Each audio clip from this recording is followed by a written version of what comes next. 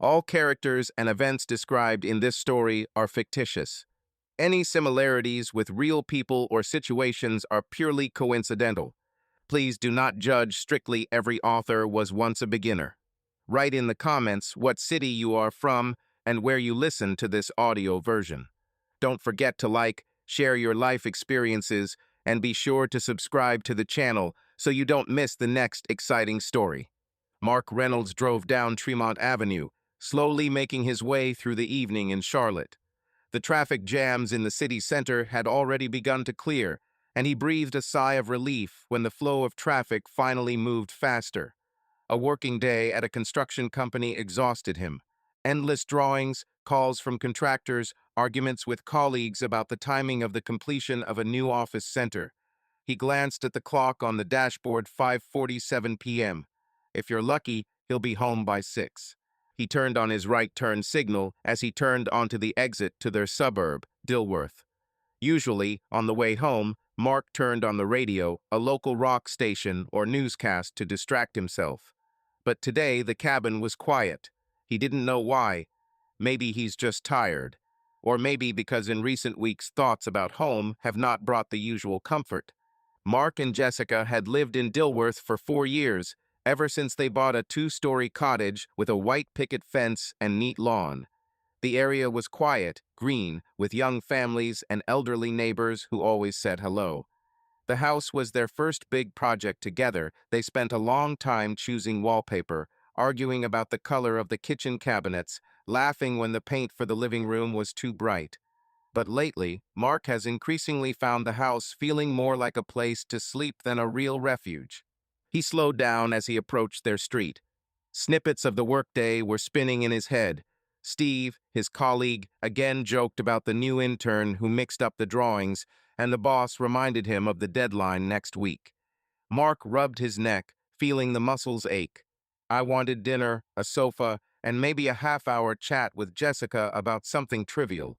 They haven't spent such evenings for a long time.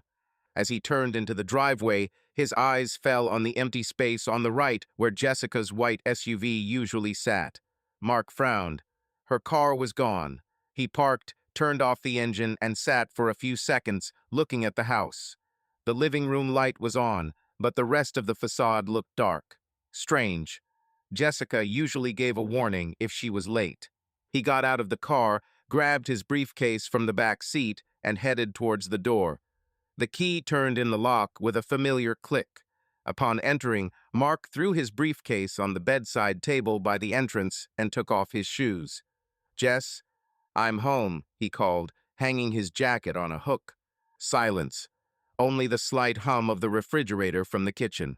He walked into the living room and flicked on the light switch. The lamp illuminated the sofa, the coffee table, the stack of magazines that Jessica always left untidy. Nothing unusual, but the absence of his wife was alarming. She might be at the gym. She had a workout on Wednesdays, but she was usually back by 6. Mark took his phone out of his trouser pocket. The screen showed several work emails and a notification from a weather app, but no calls or messages from Jessica. He opened their chat. The last message was from him last night. "Buy milk tomorrow," she replied with a smiley face. "Nothing since morning." He typed, "Where are you?" "I'm home." I pressed send and stared at the screen, waiting for check marks to appear or printing. Nothing. Mark put the phone back in his pocket and walked into the kitchen. There was a glass dish of lasagna on the table, covered with foil. Next to it is a bowl of salad, already slightly wilted. Mark lifted the foil. The lasagna was cold. Apparently, Jessica was cooking, but did not eat and did not wait for him. He frowned deeper. It wasn't like her. Even if she was late, she would write or at least leave a note. He opened the refrigerator, took out a bottle of water, and took a sip as he stood at the sink. His gaze slid to the kitchen island, where a lone garage key and a couple of bills lay. Nothing that explains where Jessica is. Mark put the bottle on the table and rubbed his temples. Maybe she's just stuck in traffic. Or is your phone dead? But an unpleasant feeling was already stirring in my chest. He returned to the living room, sat down on the sofa, and took out his phone again. He opened the location tracking app that he and Jessica had used a couple of years ago when she had lost her phone at the mall. Her mark wasn't showing. Either the phone is turned off or she has turned off geolocation. Mark frowned, but decided not to panic. There are dozens of reasons why she could have been delayed. He dialed her number. The beeps came one after another, but no one answered. After the fifth ring, the answering machine came on. "This is Jessica. Leave a message." Mark hung up the call without leaving anything. He leaned back on the sofa, looking at the ceiling. The silence in the house seemed heavy. "Come on, Mark, don't screw it up," he muttered to himself. He stood up and walked around the room, trying to distract himself. There was a remote control on the coffee table. Mark turned on the TV, but the sound of the news channel only irritated him. He turned it off and sat back down, drumming his fingers on his knee. He remembered how in the morning Jessica left before him. She said that she had a meeting at the store where she worked as a manager.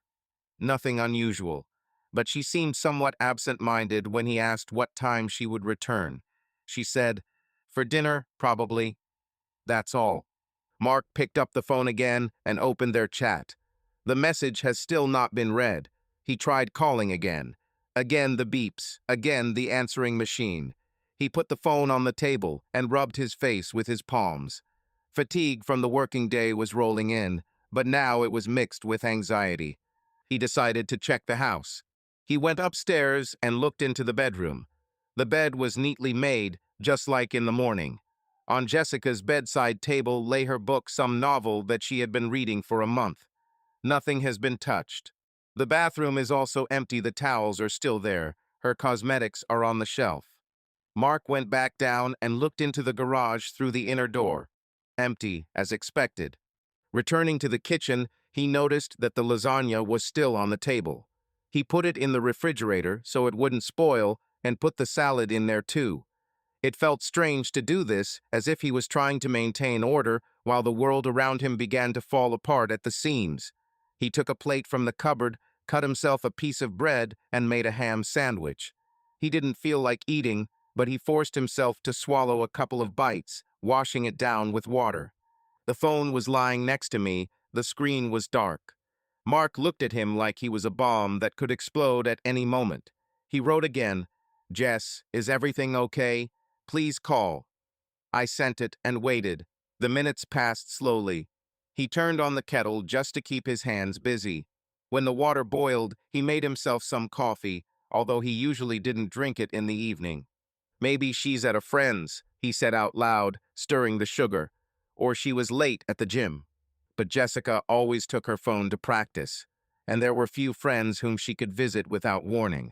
Mark remembered how a couple of weeks ago she mentioned a colleague she was having coffee with after work. What was her name? Kate or Carol? He wasn't sure. Jessica hasn't talked much about her affairs lately. She used to share everything from store gossip to weekend plans, and now their conversations boiled down to everyday trifles: who would buy groceries, when to pay for the internet. Mark took a sip of his coffee, burning his lips. He put the mug down and walked into the living room to check if Jessica had left a note somewhere. There was a magnet on the refrigerator with a photo of them smiling as they stood against the lake. Mark looked away. He walked around the kitchen and looked at the notice board by the door. Nothing, just an old shopping list. He returned to the sofa, sat down, and picked up the phone again. He opened his contacts and scrolled to Steve's number. Maybe call him and ask for advice. But what will he say? "Hi, my wife is not at home, and I don't know where she is." Steve would listen, of course, but Mark didn't want to seem paranoid. He put the phone down and rubbed his temples. I remembered how Jessica came back late last week, around 8. She said that she was at training, but she looked strange. Her cheeks were flushed. Her eyes were shining. Mark asked how the training went, and she answered briefly, "Fine." And she went into the shower. Then he didn't attach any importance to it, chalking it up to fatigue. But now this moment seemed important. He stood up, walked to the living room window, and pulled back the curtain. The street was quiet, the lights were on, and the neighbor's dog was barking somewhere in the distance. Mark looked down the driveway as if expecting the headlights of Jessica's car to appear, but the road remained empty. "Damn," he muttered, walking back to the couch. He turned the TV on again, just to fill the silence. The sports channel was broadcasting a review of the Carolina Panthers match. Mark watched without delving into it until the commentator's voice began to irritate. He turned off the TV and threw the remote control on the table. The phone vibrated. Mark grabbed it. His heart jumped. But the name flashed on the screen. Steve. He exhaled and answered. "Hi, Steve," he said, trying to sound calm. "Hey, Mark, why aren't you picking up the phone? I called you twice." Steve's voice was cheerful, as usual. "Sorry, I didn't hear," Mark lied. "What's happened?" "Nothing. I just wanted to ask how the drawings for the 5th floor are. Our intern got stuck again. He drew some nonsense.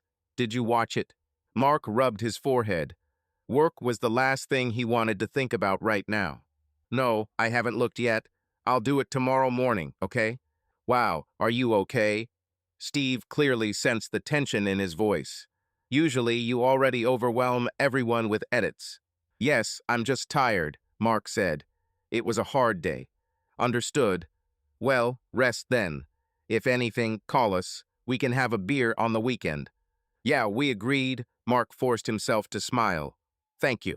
He hung up the call and looked at the screen. There was still no message from Jessica. He opened the chat again, making sure both of his texts were unread. The time on the clock showed 6:32. More than half an hour has passed since his first message. Mark stood up, walked into the kitchen, and finished his coffee, which had already cooled down. He put the mug in the sink and decided to check his mail in case Jessica wrote there. He opened the laptop on the kitchen table and went into the mailbox. Nothing but spam and a work email from the boss. He closed his laptop and returned to the living room. "Where are you, Jess?" he muttered, looking at the phone. He tried calling again. Beeps, answering machine. Mark put down the phone and sat down, resting his elbows on his knees. Anxiety grew, but he tried to convince himself that everything was okay. Maybe she just met with a friend and forgot to warn her. Or the phone died. Or... He stopped his thoughts. There's no point in guessing. You just have to wait. He turned on the TV again, found some old movie, and stared at the screen, not delving into the plot. Time crawled slowly. Every 5 minutes he checked his phone, but the screen remained blank. By 7 in the evening, Mark could no longer sit still. He stood up, walked around the living room, then looked into the bedroom again, as if hoping to find answers there. Nothing. He went back downstairs, opened the refrigerator, looked at the lasagna, but didn't eat it. My stomach clenched with anxiety. He wrote another message. "Jessica, I'm worried. Please answer." I sent it and waited. 10 minutes later, there was no answer. Mark dialed her friend Kate's number. He found it in his contacts, remembering that Jessica had mentioned her a couple of times. Kate's phone was busy. Mark cursed to himself and hung up the call. He returned to the window and pulled back the curtain. The street was still empty. He stood looking up at the darkening sky and tried to remember if Jessica had said anything about plans for the evening. Nothing came to mind. She had been quiet the last few days, but he chalked it up to her job. She often complained about her new boss. Mark returned to the couch, picked up his phone, and opened their old messages. Scrolled up to last week. There were short correspondences. "Don't forget about the garbage. I'm in a traffic jam. I'll be there in 20 minutes. Nothing personal, nothing warm. He frowned, realizing how long it had been since they had written to each other. Like, "I miss you" or "I love you." When did this start? A month ago? 2? He put the phone down and rubbed his face. Fatigue and anxiety mixed together, and my head began to hurt. He decided that if Jessica didn't show up by 8, he would start calling her colleagues or even the gym. But for now, I just waited, looking at the clock and listening to the silence of the house, which was getting louder. Mark stood by the window in the living room, clutching his phone in his hand. The clock on the wall showed 7:15 p.m., and the street in front of the house remained empty. He'd lost count of how many times he'd checked his messages, not a single reply from Jessica. The TV in the corner was muttering something about the weather, but Mark wasn't listening. His gaze was drawn to the driveway, where her white SUV was still missing. He tried to reassure himself. She was at the gym, or with a friend, or the phone was simply dead. But each new unanswered beep increased the anxiety. He walked away from the window and sat back down on the sofa, placing his phone on the coffee table. The screen remained dark. Mark rubbed his neck, feeling the tension in his muscles. He remembered how a couple of days ago Jessica came home later than usual, around 9. She then dropped her bag at the door, muttered something about traffic jams, and immediately went into the shower. Mark asked if everything was okay, but she just nodded and said, "I'm tired." He didn't bother asking her work was really stressful, and he himself often came in exhausted. But now, in the silence of the empty house, this moment seemed suspicious. He took the phone and opened their chat. The last message is his own. "Jessica, I'm worried. Please answer." It hung unread, like the previous two. Mark tried calling again. Beeps, answering machine. He ended the call and leaned back on the couch, closing his eyes. Maybe I should call the gym. But he didn't even know the exact name. Jessica had mentioned it in passing, something like Fitcore or Corapulse. He could have looked online, but he felt stupid imagining asking the receptionist, "Is my wife there?" Mark stood up and walked into the kitchen to pour some water. The glass dish of lasagna, which he put away in the refrigerator, reminded him of its absence. He opened the door and looked at the food, but his appetite did not appear. Closing the refrigerator, he noticed an old photo of them on the magnet, he and Jessica on the beach 2 years ago. She laughed, hugging his shoulders. Mark looked away and took a sip of water as he stood at the sink. Suddenly, headlights flashed on the street. Mark quickly returned to the living room, going to the window. Jessica's white SUV pulled into the driveway and stopped. He exhaled, feeling the tension release slightly. She's at home. Everything is fine. But relief quickly gave way to new concern. Why didn't she answer? He stayed by the window, not opening the curtain all the way so as not to be noticed. Jessica got out of the car, slamming the door. She was wearing black leggings, a sports t-shirt, and a sweatshirt thrown over her shoulders. Her hair is pulled back into a messy ponytail. She leaned over to the passenger seat, pulled out her duffel bag, placed it on the ground, and pulled out her phone. The light from the lantern illuminated her face, and Mark noticed her smiling as she quickly typed out a message. Her fingers moved deftly, and her smile was strange. Not tired, not familiar, but somehow lively. She finished writing, clutched the phone to her chest as if keeping a secret, and took a deep breath. Then she put the phone in her sweatshirt pocket and headed towards the house, picking up her bag. Mark walked away from the window, his heart beating faster. He didn't know what to think. The smile, the phone, the lack of messages, all this added up to an alarming picture, but he tried to stop himself. Don't screw it up, he thought. She was just writing to a friend or a colleague. But other thoughts were already spinning in his head, which he had been pushing away in recent weeks. Her late returns, short answers, the way she avoided long conversations. The door clicked and Jessica walked in. Mark stood in the living room, trying to look calm. She dropped her bag at the door, took off her sneakers, and looked up, noticing him. "Hello," she said, shuddering slightly, as if she didn't expect to see him. "You're already home." "Yes, I arrived around 6, Mark answered, watching her. Her cheeks were slightly flushed, as if after a workout, but her eyes avoided his. "Where have you been? I wrote to you." Jessica walked past him towards the kitchen, taking off her sweatshirt. "At the gym," she said, opening the refrigerator. "The training took too long." Mark followed her, stopping at the kitchen island.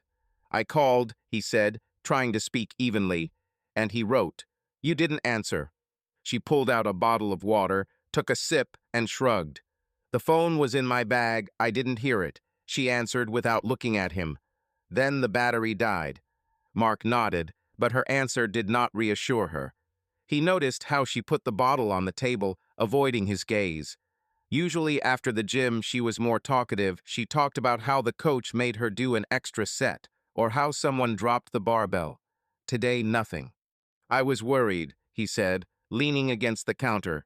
You didn't warn me that you'd be late. Jessica finally looked at him, but her look was more annoyed than guilty. Mark, I was in the hall.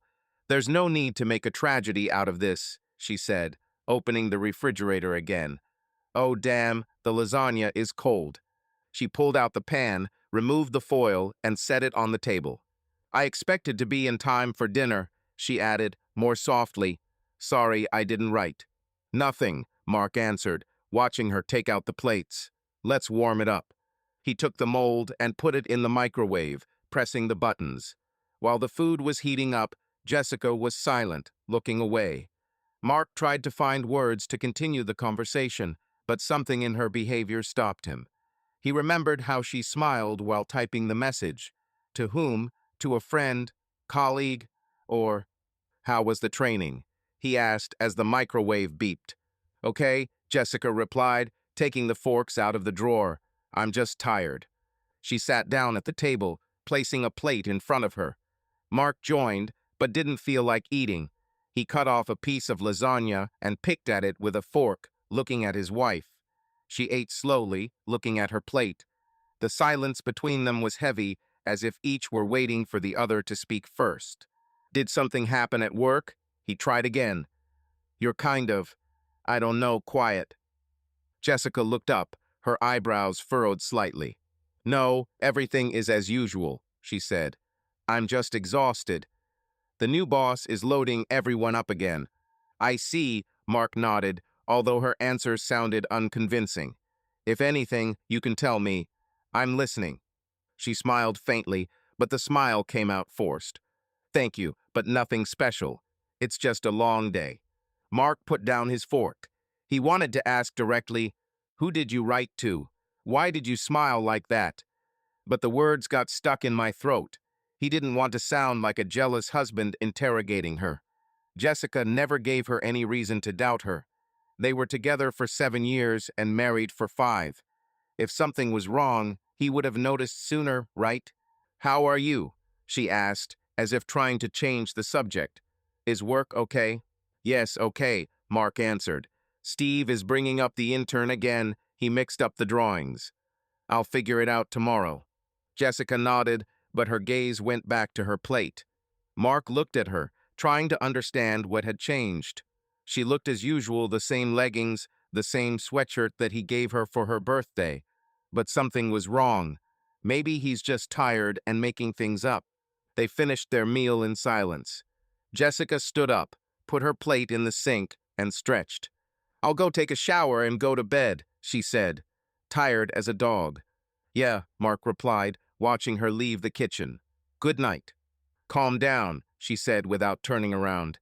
Mark remained seated, listening to the slam of the bathroom door upstairs. He cleared his plate, washed the dishes, just to keep his hands busy. My thoughts were confused. He remembered Jessica mentioning a new trainer at the gym a couple of weeks ago. What was his name? Logan. She said he had put together a new program for her and looked pleased. Mark didn't pay attention, then it's a common thing, coaches change. But now this Logan popped up in my memory like an unwanted guest. He dried his hands with a towel and returned to the living room. The phone was lying on the table, the screen still blank. Mark took it and opened a chat with Jessica. His messages remain unread. He frowned. If the phone died, how did she write a message on the street? Or did she turn it on just for that? He put down the phone and sat down, resting his elbows on his knees. An image of her was spinning in my head, a smile, fingers running across the screen, a phone pressed to her chest. He tried to remember when she had acted like this towards him. Maybe at the beginning of their relationship, when they wrote to each other at night. But that was years ago. The sound of water from the bathroom stopped. Mark heard Jessica's steps upstairs and the creaking of the bed. She went to bed without even coming down to wish him good night. He looked at his watch, 8:03. They usually at least watched the show together before bed. Today, she just left. Mark turned off the TV, turned off the light in the living room, and went up to the bedroom. Jessica was lying on her side of the bed with her back turned. The phone was on the nightstand, connected to the charger. Mark stopped in the doorway, looking at her. I wanted to ask if everything was okay, but I changed my mind. If she's tired, let her sleep. He quietly went into the bathroom, brushed his teeth, and washed his face. When he returned, he lay down on his side of the bed, trying not to disturb her. Jessica was breathing evenly, but Mark wasn't sure whether she was sleeping or pretending. He looked at the ceiling, listening to the silence. The anxiety did not go away. He closed his eyes, trying to sleep, but the image of her smiling at the car haunted him. Mark lay in the dark, looking at the ceiling. The bedroom was quiet, only Jessica's steady breathing broke the silence. He didn't know if she was sleeping or pretending, but he didn't want to check. Sleep did not come.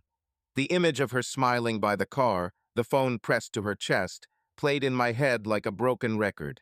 He tried to convince himself that it didn't mean anything, just a message to a friend, a colleague, anyone. But the anxiety that had settled in my chest since the evening did not go away. The clock on his nightstand read 11:47.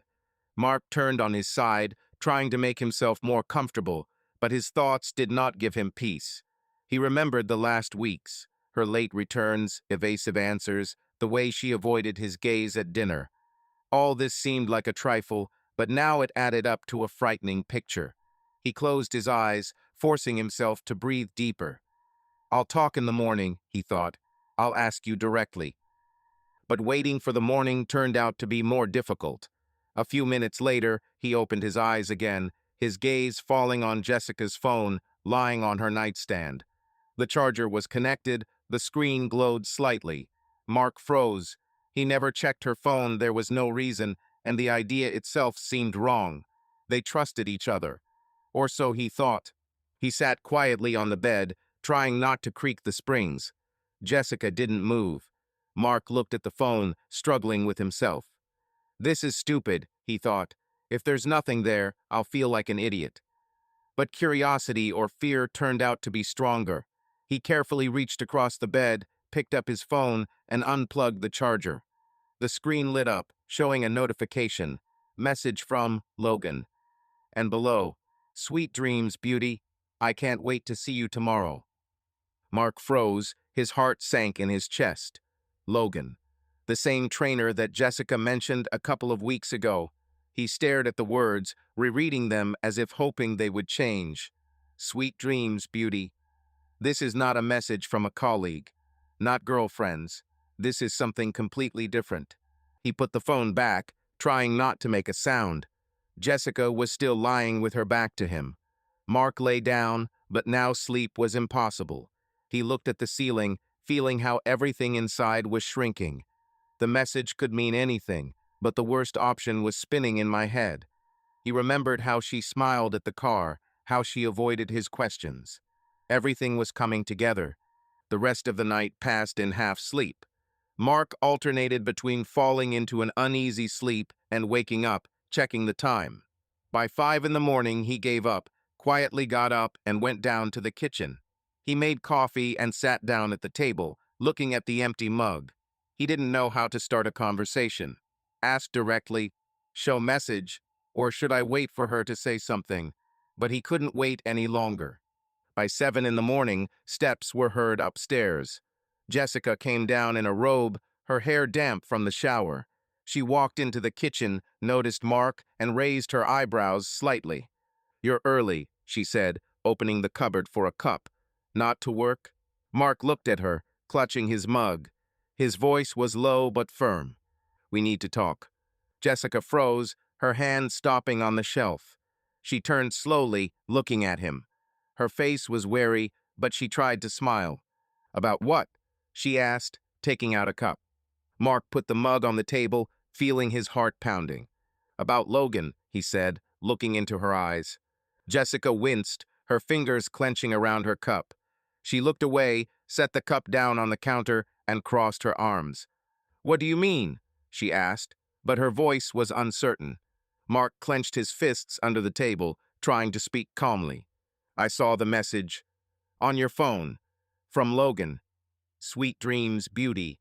"What does this mean, Jess?" Her eyes widened, her cheeks paled. She opened her mouth, but didn't say anything.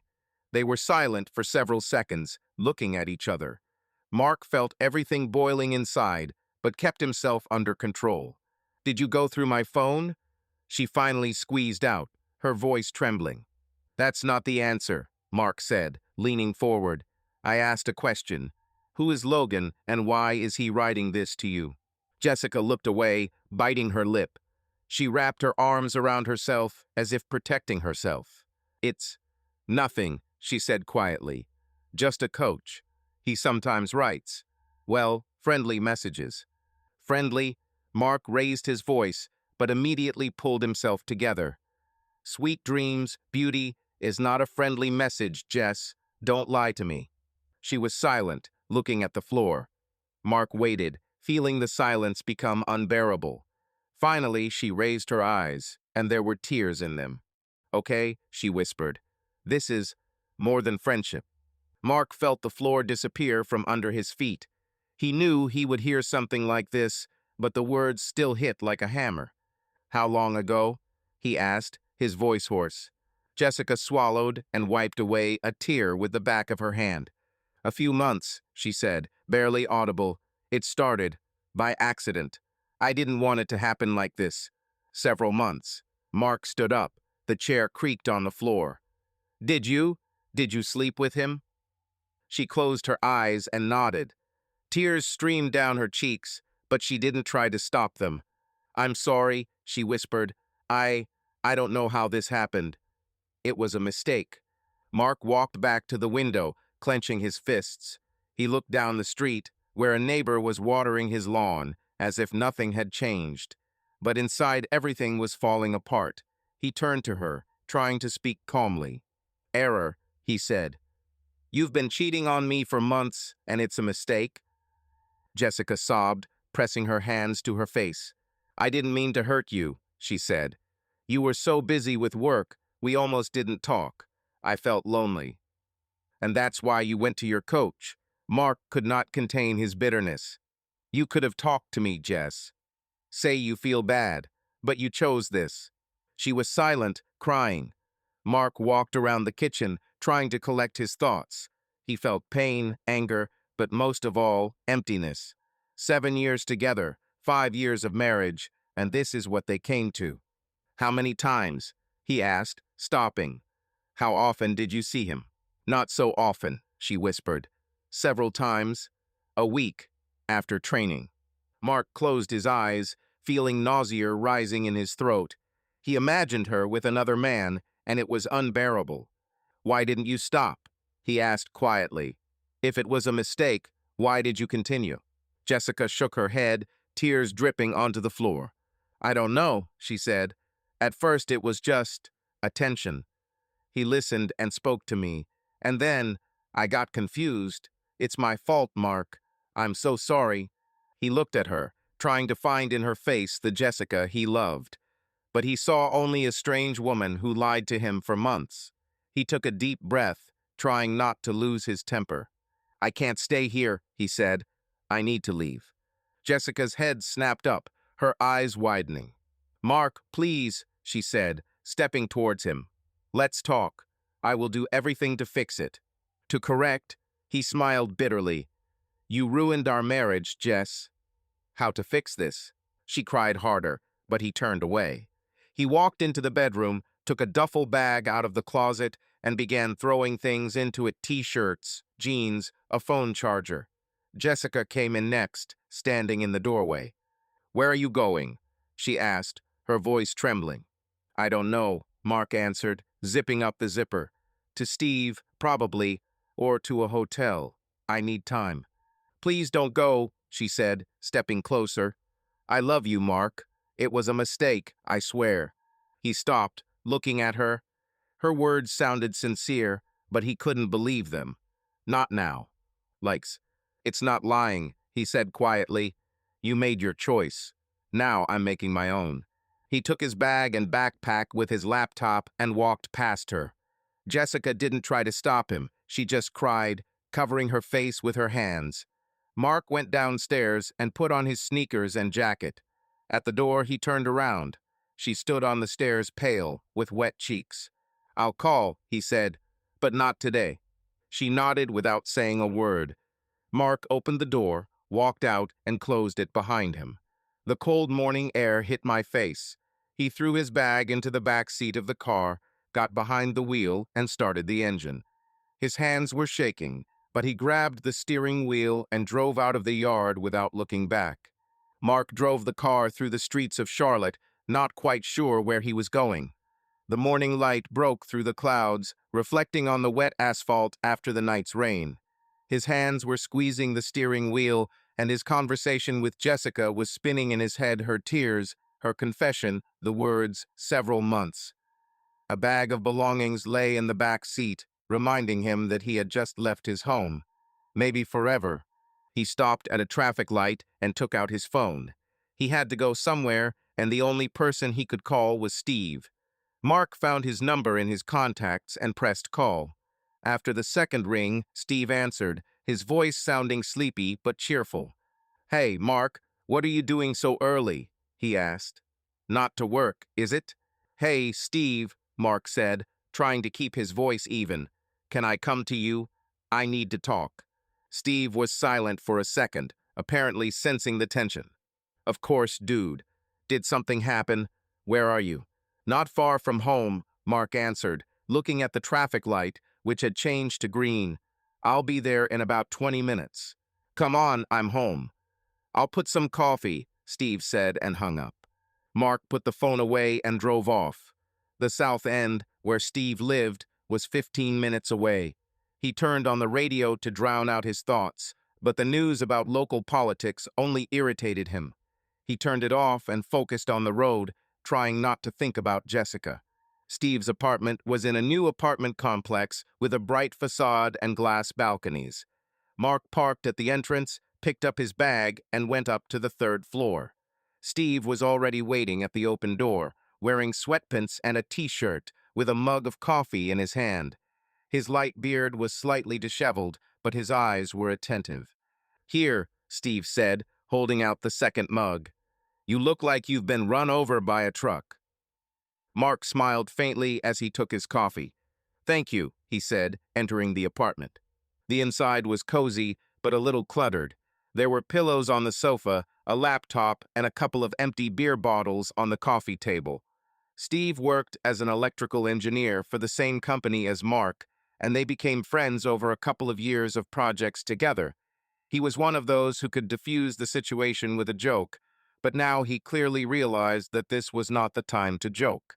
"Sit down," Steve nodded towards the sofa, removing the pillows. "What happened?" Mark sat down on the sofa, placing his bag next to him. He took a sip of coffee, burning his tongue, and looked at his friend. "Jessica cheated on me," he said, looking into his mug. The words sounded muffled, but their utterance seemed to lift some of the heaviness.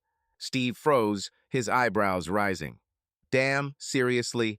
he asked, sitting down in the chair opposite. "With whom? When?" Mark rubbed his face with his palm, collecting his thoughts. "With her coach, Logan. A few months," he said. "Last night I noticed that she was acting strange, not responding to messages. At night I saw a text message on her phone. In the morning I asked directly. She confessed." Steve cursed quietly, putting his mug down. "This is crap," he said. "And what did you do?" "Gone," Mark shrugged, nodding at the bag. "I packed my things and left. I couldn't stay there." "That's right," Steve nodded. "So what now? Have you talked to her about?" "Well, divorce?" Mark shook his head. "Not yet. I only found out this morning." "I didn't have time to decide anything," he said. "But that's probably what it's coming to." Steve leaned back in his chair, looking at him with sympathy. "Damn, Mark, I'm so sorry. I never would have thought. Jessica always seemed so normal." "I thought so too," said Mark, smiling bitterly. 7 years together, and here we are." They were silent. Mark took another sip of coffee, feeling the warmth of the mug calm, the trembling in his hands. Steve rubbed his chin, clearly thinking about something. "Listen, what about this Logan?" he began. "Do you know who he is? Maybe it's worth dealing with him." Mark frowned at his friend. "What do you mean, punch him in the face?" he asked. No, Steve, it won't change anything. You don't have to hit, Steve said, raising his hands. I'm talking about the trial. In North Carolina, I heard you can sue for. What's it called? Alienation of affection or something like that. When a lover ruins a marriage, a friend of mine said that someone used a lot of money like that. Mark shook his head, setting the mug down. I don't want to take revenge, he said firmly. Neither her nor him. I just want to forget. Move on. Steve nodded, although there was doubt in his eyes. Okay, you're right, he said. But if you change your mind, tell me. If I were you, I would at least say a few words to this Logan. Mark smiled faintly. The thought of meeting Logan flashed, but he immediately pushed it away. A fight or a trial would not bring back what he had lost, and he seemed to have lost everything. Thanks for listening, he said. Can I hang out with you for a couple of days until I find an apartment? Come on, of course, Steve replied, waving his hand. Stay as long as you need. I have a guest room, but it's a mess. But the sofa in the living room is comfortable. Make yourself comfortable. I don't want to embarrass you, Mark said. I'll find something quickly. Embarrass? Steve snorted. You are my friend, Mark. If this happened to me, I would come to you. So don't sweat it. Mark nodded, feeling grateful. He didn't expect Steve's support to be so simple. But this is exactly what was needed now. Would you like some more coffee? Steve asked, standing up. Or maybe something stronger. I have whiskey in the cupboard. That's enough coffee, Mark said. Alcohol in the morning is not my thing. Well, as you know, Steve went into the kitchen, clinking his mugs. I'll make sandwiches then. Have you eaten at all? No, admitted Mark. Nothing fits. We need to eat, Steve said, returning with a plate of toast and a jar of peanut butter. Here, take it. Not a restaurant, but it'll do. Mark took the toast, buttered it, and took a bite. The taste was mechanical, but he forced himself to swallow. Steve sat down opposite him, chewing his toast. Okay, let's figure it out, he said. You need an apartment, right? I can ask my friends who rent. Someone in our office was talking about a studio in the center. That would be nice, Mark said. But I don't know what I can afford yet. The house has a mortgage, bills. We need to deal with this. Exactly, Steve nodded. How will you and Jessica divide? House, cars, everything. Mark shrugged. No idea. We'll probably sell the house and split the money. Everyone has their own cars, but that's all later. Now I don't want to go back there. I understand, Steve said. Listen, you need a lawyer. My sister had a divorce a couple of years ago. I can ask who handled it. She said the lawyer was smart. Yes, ask, Mark said. Thank you. They finished their toast in silence. Mark looked at his bag standing by the sofa. It contained everything he managed to grab. Clothes for a couple of days, a laptop, a charger. His life now seemed to fit into this bag. How are you in general? Steve asked, leaning back in his chair. Well, I mean, are you holding on? Mark shrugged, looking at the floor. I don't know, he said honestly. I feel empty. As if everything that happened turned out to be a lie. Steve nodded, his face becoming more serious. It's normal, he said. I'm no expert, but this kind of crap pulls the rug out from under your feet. Give yourself time. And don't sit alone, okay? If anything, call me. Let's go somewhere. Agreed, Mark said, forcing himself to smile. You're already doing more than you need to. Nonsense, Steve waved it off. That's what friends are for. Mark finished his coffee, feeling tired. He hardly slept at night, and his emotions squeezed him dry. Steve noticed his condition. Listen, maybe you should take a nap, he suggested. The guest room is over there. I'll throw the sheet now. Or lie on the sofa if you want. I guess so, said Mark. I'll sleep for an hour, and then I'll think about what to do. Steve nodded, stood up, and went to get some laundry. A couple of minutes later, he returned, throwing the sheet and pillow on the sofa. Get yourself comfortable, he said. I'm in the next room if anything happens. I'll be quiet, working from home today. Thanks, Steve, Mark said, standing up. Really, I appreciate it. You're welcome, Steve replied, slapping him on the shoulder. Hold on, brother. Mark lay down on the sofa, covering himself with a sheet. He closed his eyes, feeling tiredness take over. Thoughts of Jessica, Logan, the broken marriage were still running through his head, but they were now muted. He knew that many decisions lay ahead: divorce, housing, a new life.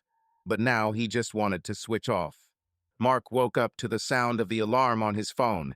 It was 6:30 a.m. and gray light filtered through the thin blinds of his new apartment. He lay on the narrow bed, looking at the ceiling, until the beeping of the alarm clock became unbearable. Finally, he reached over, turned it off, and sat up, rubbing his eyes.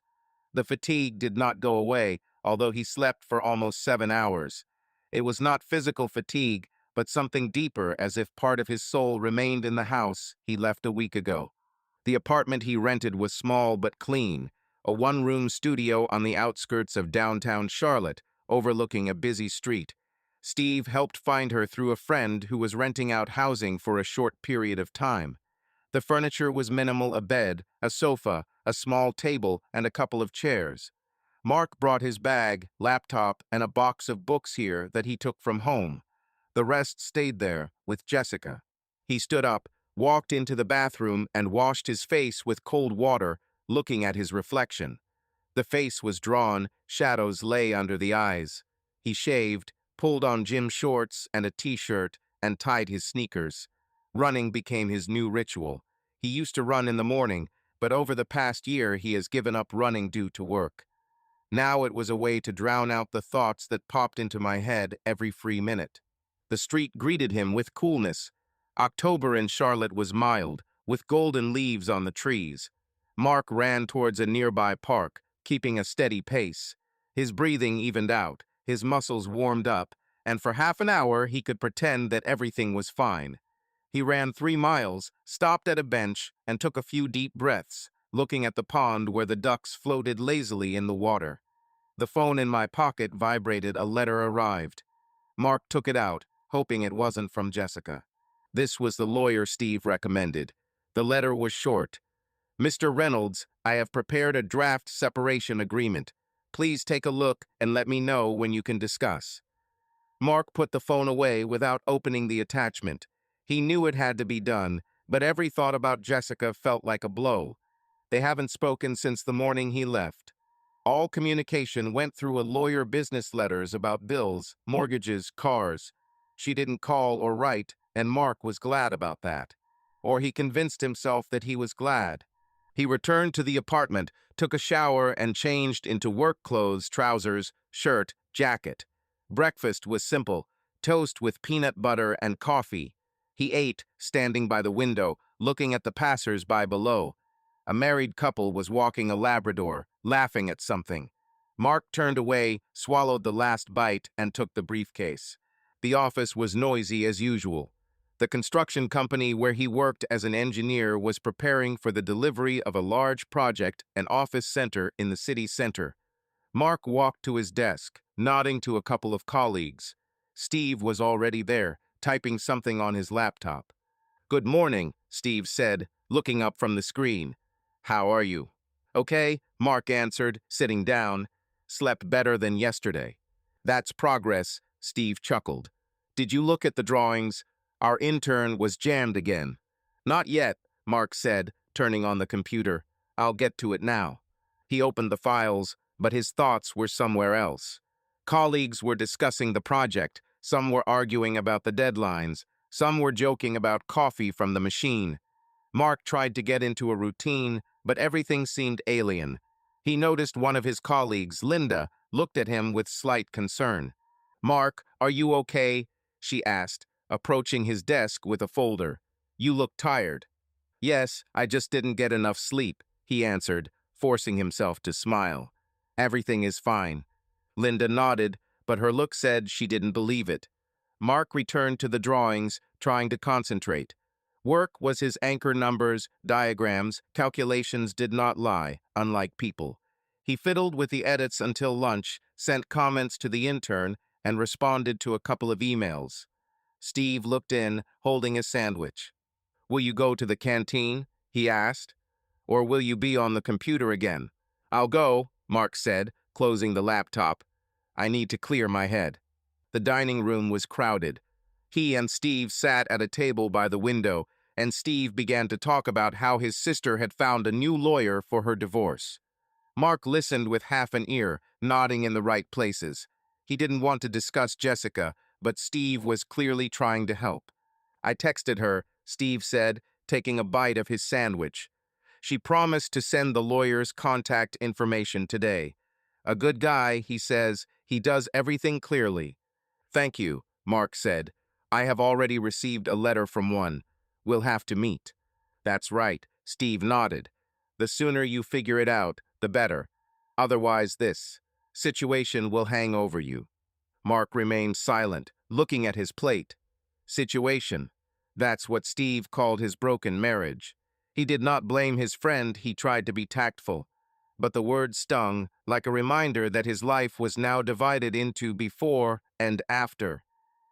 After lunch, he returned to work, but towards the end of the day, he noticed that his boss, Mr. Harper, was watching him. As Mark was packing, Harper approached. "Reynolds, just a minute," he said, adjusting his glasses. "How are you? You're kind of out of business today." "It's okay, sir," Mark replied, throwing his briefcase over his shoulder. "Just personal matters." Harper nodded, his gaze knowing. "If you need time, tell me," he said. "You are a valuable employee, but don't push yourself." "Thank you," Mark said. "I can handle it." He left the office, feeling tired. He turned on the radio in the car, but turned it off after a minute. Silence was better. The journey to the apartment took 20 minutes, and upon entering, he threw his briefcase on the sofa. The apartment smelled of new paint and foreign furniture. Mark opened the refrigerator almost empty, only a bottle of water and a couple of yogurts. He decided that he would go to the store tomorrow. He sat down on the sofa, took out his phone, and opened the gallery. I scrolled through the photos until I came across a photo of Jessica. They were in the park last summer. She was smiling, holding an ice cream. Mark looked at her face, trying to remember the last time she smiled at him like that. For a long time, he could not look away until his finger pressed the move button. He put the photo in the archive, hiding it from view. His heart sank, but he forced himself to exhale. It was necessary. He got up, put on his sneakers, and went for an evening jog. The streets were busy, people were returning from work, some were walking their dogs. Mark ran, feeling the wind cool his face. He didn't know where his new life would lead him, but running gave him the illusion of moving forward. And for now, that was enough. Mark sat on the couch in his apartment, scrolling through the news feed on his phone. A light rain was drizzling outside, and Charlotte seemed gray and dull. It had been almost 2 weeks since he left home, and life had begun to settle into a semblance of rhythm. Work, jogging, occasional evenings with Steve at the sports bar. But the loneliness still weighed heavily, especially in the evenings, when the silence of the apartment became deafening. The phone vibrated and Mark glanced at the screen. Message from an unknown number. "Hi, Mark. This is Emily, Jessica's sister. I found out what happened to you. I'm really sorry. If you want to talk, I'm always available." He froze, rereading the text. Emily. He didn't expect her to write. They saw each other a couple of times at family holidays, Christmas, her parents' birthday, but never communicated directly. Emily was younger than Jessica, about 5 years old, and always seemed open and cheerful to Mark, but their conversations were limited to jokes and general topics. He thought as he looked at the message, "What does she know? Jessica probably told her family."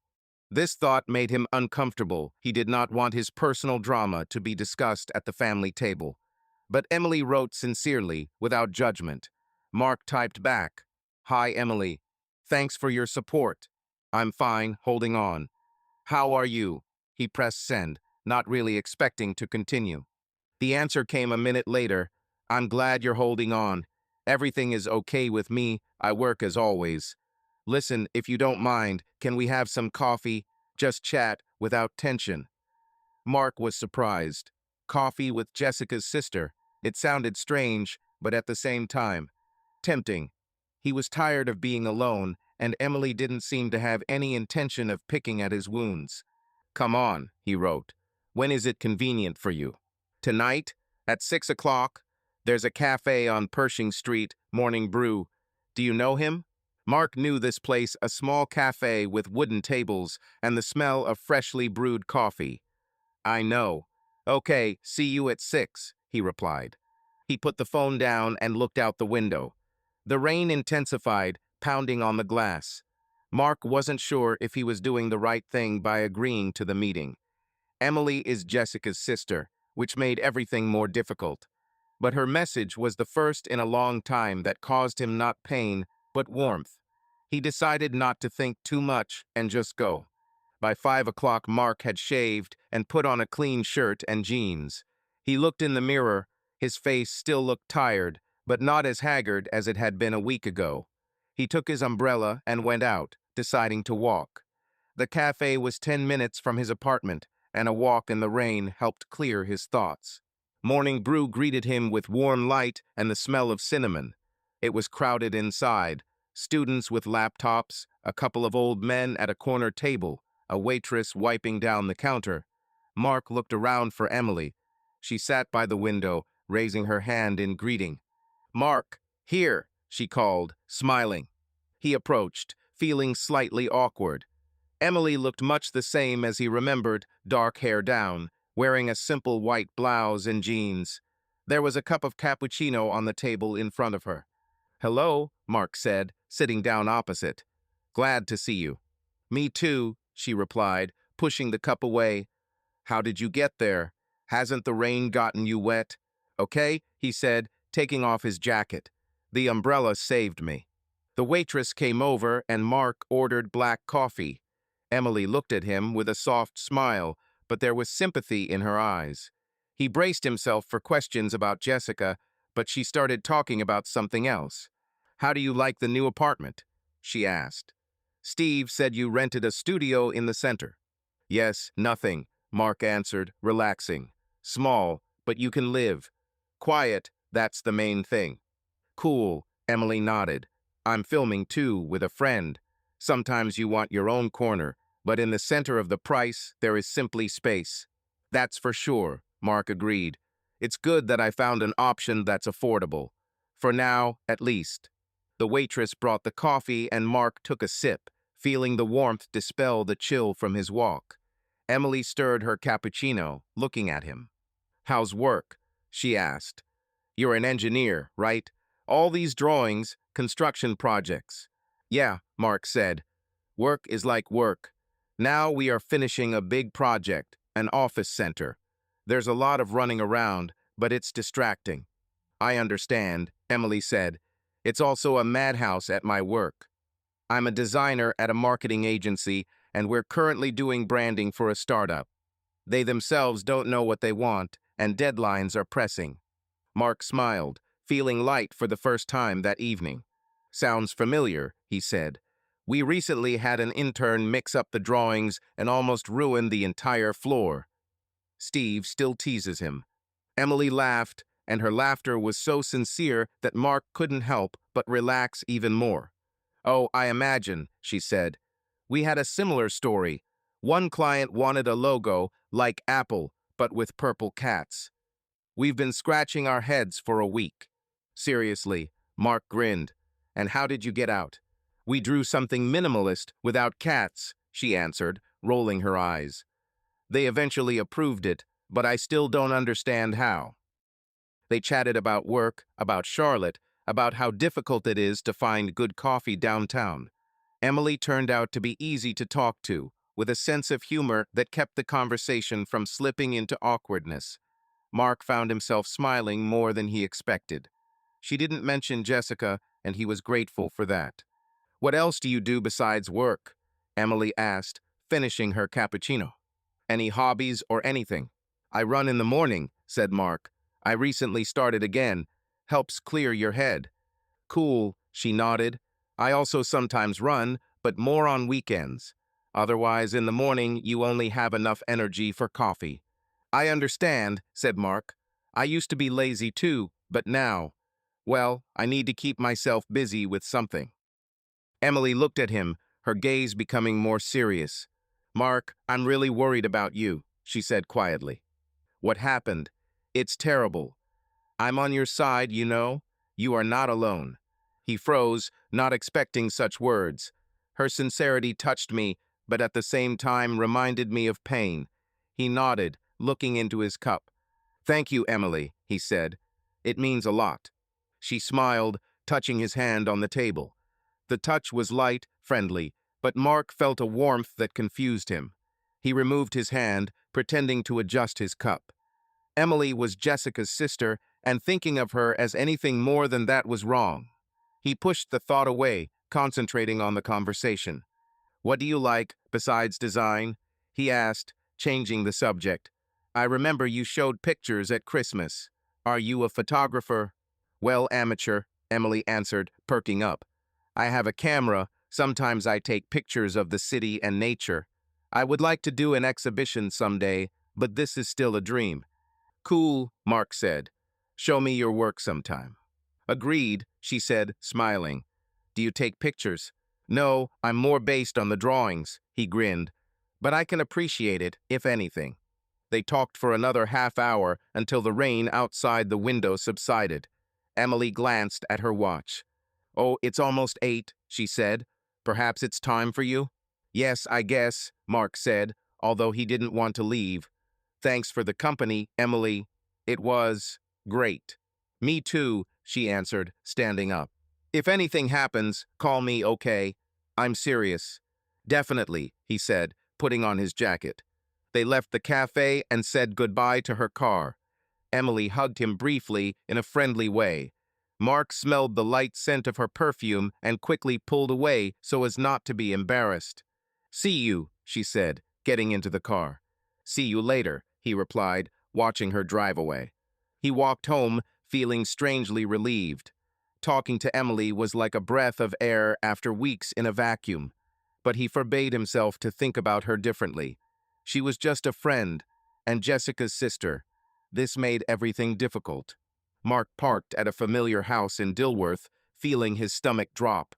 The white cottage with its neat lawn looked the same as when he left a month ago, but now it seemed alien. The flower beds in front of the porch were overgrown with weeds, and the mailbox was filled with advertisements. He turned off the engine and sat for a minute, gathering his courage. Today, she and Jessica were supposed to sign a separation agreement, the first step towards a legal divorce. The lawyer warned that it would be a formality, but Mark knew that it would not be easy. He got out of the car, picked up an empty storage box, and headed towards the door. Jessica's white SUV was parked at the curb and the kitchen light was on. Mark knocked, although he still had the key. The door opened almost immediately. Jessica stood on the threshold, pale, wearing jeans and an old sweatshirt. Her hair was pulled back into a messy bun, and there were shadows under her eyes. Hi, she said quietly, stepping back to let him pass. Hi, Mark replied, entering. He placed the box by the door and took off his jacket, hanging it on the hook. The smell of the house, vanilla candles, and laundry detergent filled her nostrils, causing a stab of pain. He pushed aside the memories and followed Jessica into the kitchen. On the table, there was a stack of papers, a pen, and 2 glasses of water. Everything was clean, almost sterile, no plates, mugs, or traces of life. Jessica sat down at the table. Mark took the chair opposite. They were silent, avoiding each other's gaze. Finally, she pushed the folder towards him. It's an agreement, she said, her voice level but tense. I read it. Everything looks fair. Mark nodded, opening the folder. The lawyer explained the essence to him. The house would be put up for sale. The proceeds would be divided in half after the mortgage was paid off. Everyone has their own car. The total savings will be divided equally. No alimony. Jessica, through her lawyer, refused it. Mark skimmed the text, although he had already seen it before. Everything was clear, no surprises. Okay, he said, taking the pen. If you agree, let's sign. Jessica nodded and took her copy. They signed in silence, the sound of pen on paper being the only thing that broke the silence. Mark handed her his sheet and she gave hers. They signed again and exchanged copies. It was a formality, but each signature felt like a nail in the coffin of their marriage. "I'll send this to the notary on Monday," Mark said, putting the papers away in his briefcase. "Okay," Jessica replied, looking at the table. "Thank you for coming." He said nothing. Her gratitude sounded strange, almost inappropriate. He took a sip of water, just to keep his hands busy. Jessica clasped her fingers together, her nails digging into her skin. "How are you?" she asked, finally looking up. "Okay," Mark said, trying to sound neutral. "I work, I live. And you?" "Also." "Fine," she answered, but her voice trembled. "I quit the store. I'm looking for a new job." Mark was surprised, but did not show it. "Why did you quit?" he asked. "I couldn't stay there," she said, shrugging. "After everything, it's hard." He nodded, not knowing what to answer. Part of him wanted to ask how she was coping, but the other part, the part that still felt pain, didn't want to know. He put the glass down. "Do your parents help?" he asked after a pause. "Yes," Jessica said quietly. "I'm living with them for now. It's too empty here." Mark looked at her. She seemed smaller than before, as if she had shrunk under the weight of what was happening. He felt a pang of pity, but then reminded himself why they were here. She was the one who ruined their lives, not him. "We'll put the house up for sale as agreed," he said, getting back to business. "Do you already have an agent?" "Yes, I contacted one," she replied. "Next week, we will start showings." "Okay," said Mark. "The sooner, the better." Jessica nodded, but her gaze lingered on him. "If you want," she said hesitantly, "you can buy out my share. Keep the house for yourself." Mark looked at her, then at the kitchen, at the cabinets they had chosen together, at the magnet with their wedding photo on the refrigerator. He shook his head. "No," he said firmly, "this is not my home anymore. It's better to sell and start from scratch." She lowered her eyes, swallowing. "I understand," she whispered. Silence fell between them. Mark stood up, feeling it was time to finish. "I'll go get my things," he said. "There are still tools in the garage and books in the office." "Everything is in place," Jessica said, standing up. "I collected your little things in a box in the office." Mark nodded and walked into the corridor. The living room looked empty. The photographs of the two of them had disappeared from the shelves. The frame over the fireplace had been removed. He noticed a bare hook on the wall and turned away. In the office, a small room with a shelf, there was a cardboard box. He looked inside. Books on engineering, a couple of diplomas, an old diary. Everything is neatly folded.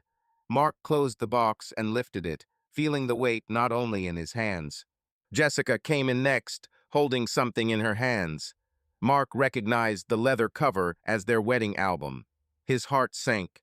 "I thought," she began, her voice trembling, "maybe you'd like to pick it up, or should I leave it?" He looked at the album, remembering how they selected pictures, and laughed at the unsuccessful shots. Then they were happy. Now it seemed like someone else's life. "Keep it for yourself," he said hoarsely. "I don't need it." Jessica clutched the album to her chest, her eyes sparkling. She nodded without saying a word. Mark turned away so as not to see her tears. He took the box and walked towards the garage. The garage was dark and smelled of oil and dust. His workbench stood in the corner, next to two boxes of tools and old sports equipment. He began to carry them to the car, trying not to think about the past. Jessica appeared at the door, watching silently. "Help?" she asked quietly. "I can handle it," Mark answered, picking up the box. But she came over anyway, taking the second box by the edge. They carried the things to the trunk in silence and put them inside. Mark closed the trunk and turned to her. "Thank you for collecting," he said dryly. "You're welcome," she replied, looking at him. Her face was pale and her eyes were red. "Mark." He froze, placing his hand on the car door. "What?" he asked, feeling the tension return. She swallowed, her fingers fiddling with her sleeve nervously. "Is there any chance?" she began, but fell silent when she saw his gaze. "Not now, Jess," he said, shaking his head. "Maybe never. It hurts too much." She nodded, lowering her head. Mark opened the car door and sat down. He looked at her through the glass. She was standing outside the house, hugging herself with her arms as if she was frozen. "Take care of yourself," he said through the open window. "And you," she answered barely audibly. Mark started the engine and slowly pulled out of the driveway. In the rearview mirror, he saw her standing there, motionless. He turned the corner and stopped on the side of the road, turning off the engine. My hands were shaking. He closed his eyes, trying to regulate his breathing. That was the end. Not final, but close. The papers are signed, things are collected. All that remains is to sell the house and wait for the divorce. He took out his phone to text Steve, but decided against it. Instead, he opened the mail and replied to the lawyer. "The agreement has been signed, ready to discuss the next step." Clicking send, he put the phone away and started the car. It was time to go home. Mark now woke up with the first rays of the sun, even without an alarm clock. His new apartment in downtown Charlotte, although small, allowed morning light through the thin blinds, which helped him get up. Almost 2 months had passed since he left home, and life began to take shape. He ran every morning, worked late, and on weekends he went out of town to Lake Norman or Freedom Park, where he could walk the trails and not think about the past. It didn't cure the pain, but it made it bearable. At the office, he plunged headlong into the office center project. Drawings, calculations, meetings with contractors, all this filled the days, leaving no time to think about Jessica. Colleagues stopped looking sideways at him with sympathy, noticing that he was back in business. Steve, as always, teased the intern, but now he invited Mark for a beer after work more often. "You're a real machine," Steve said one day at lunch, biting into a burger. "Yesterday, I sat in the office until 9. Aren't you going to overwork yourself?" "We need to close the project," Mark answered, shrugging his shoulders. "And there's not much to do at home." Steve nodded, but his gaze was attentive. "If anything happens, call me," he said. "Otherwise, you'll soon start sleeping with the drawings." Mark chuckled, but Steve's words hurt. He really avoided the emptiness of the apartment, where the silence reminded him of Jessica. Running helped, walks in nature helped too, but the evenings were still difficult. He ordered takeaway food, watched TV series, but more often than not he just sat on the balcony with a cup of tea, looking at the city lights. One such evening the phone vibrated. Mark expected a message from Steve or a lawyer, but it was Emily. "Hi, Mark. Any plans for Saturday? I want to go to a photography exhibition at the gallery on Tryon Street. Won't you keep me company?" He smiled as he read the text. Their meeting for coffee a couple of weeks ago left a warm feeling, and they've texted a couple of times since then, nothing serious, just chatting about work and life. Emily was easy, unobtrusive, and Mark appreciated that. "Hey, sounds cool," he wrote. "At what time?" "Let's go at 2. Meet me at the entrance," she answered almost immediately. "Agreed," Mark sent, feeling slightly excited. He put the phone down and looked at the rainy street outside the window. Emily was Jessica's sister, which made their communication difficult. But he was tired of being alone, and her invitation was like a ray of light in gray everyday life. On Saturday, Mark woke up early, ran 5 miles in the park, and returned home to change clothes. He chose a dark blue shirt and jeans casual enough, but not sloppy. The weather turned out to be clear, with a light autumn wind, and he decided to walk to the gallery.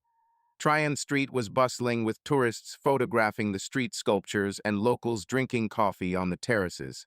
Mark reached the gallery in 15 minutes and saw Emily at the entrance.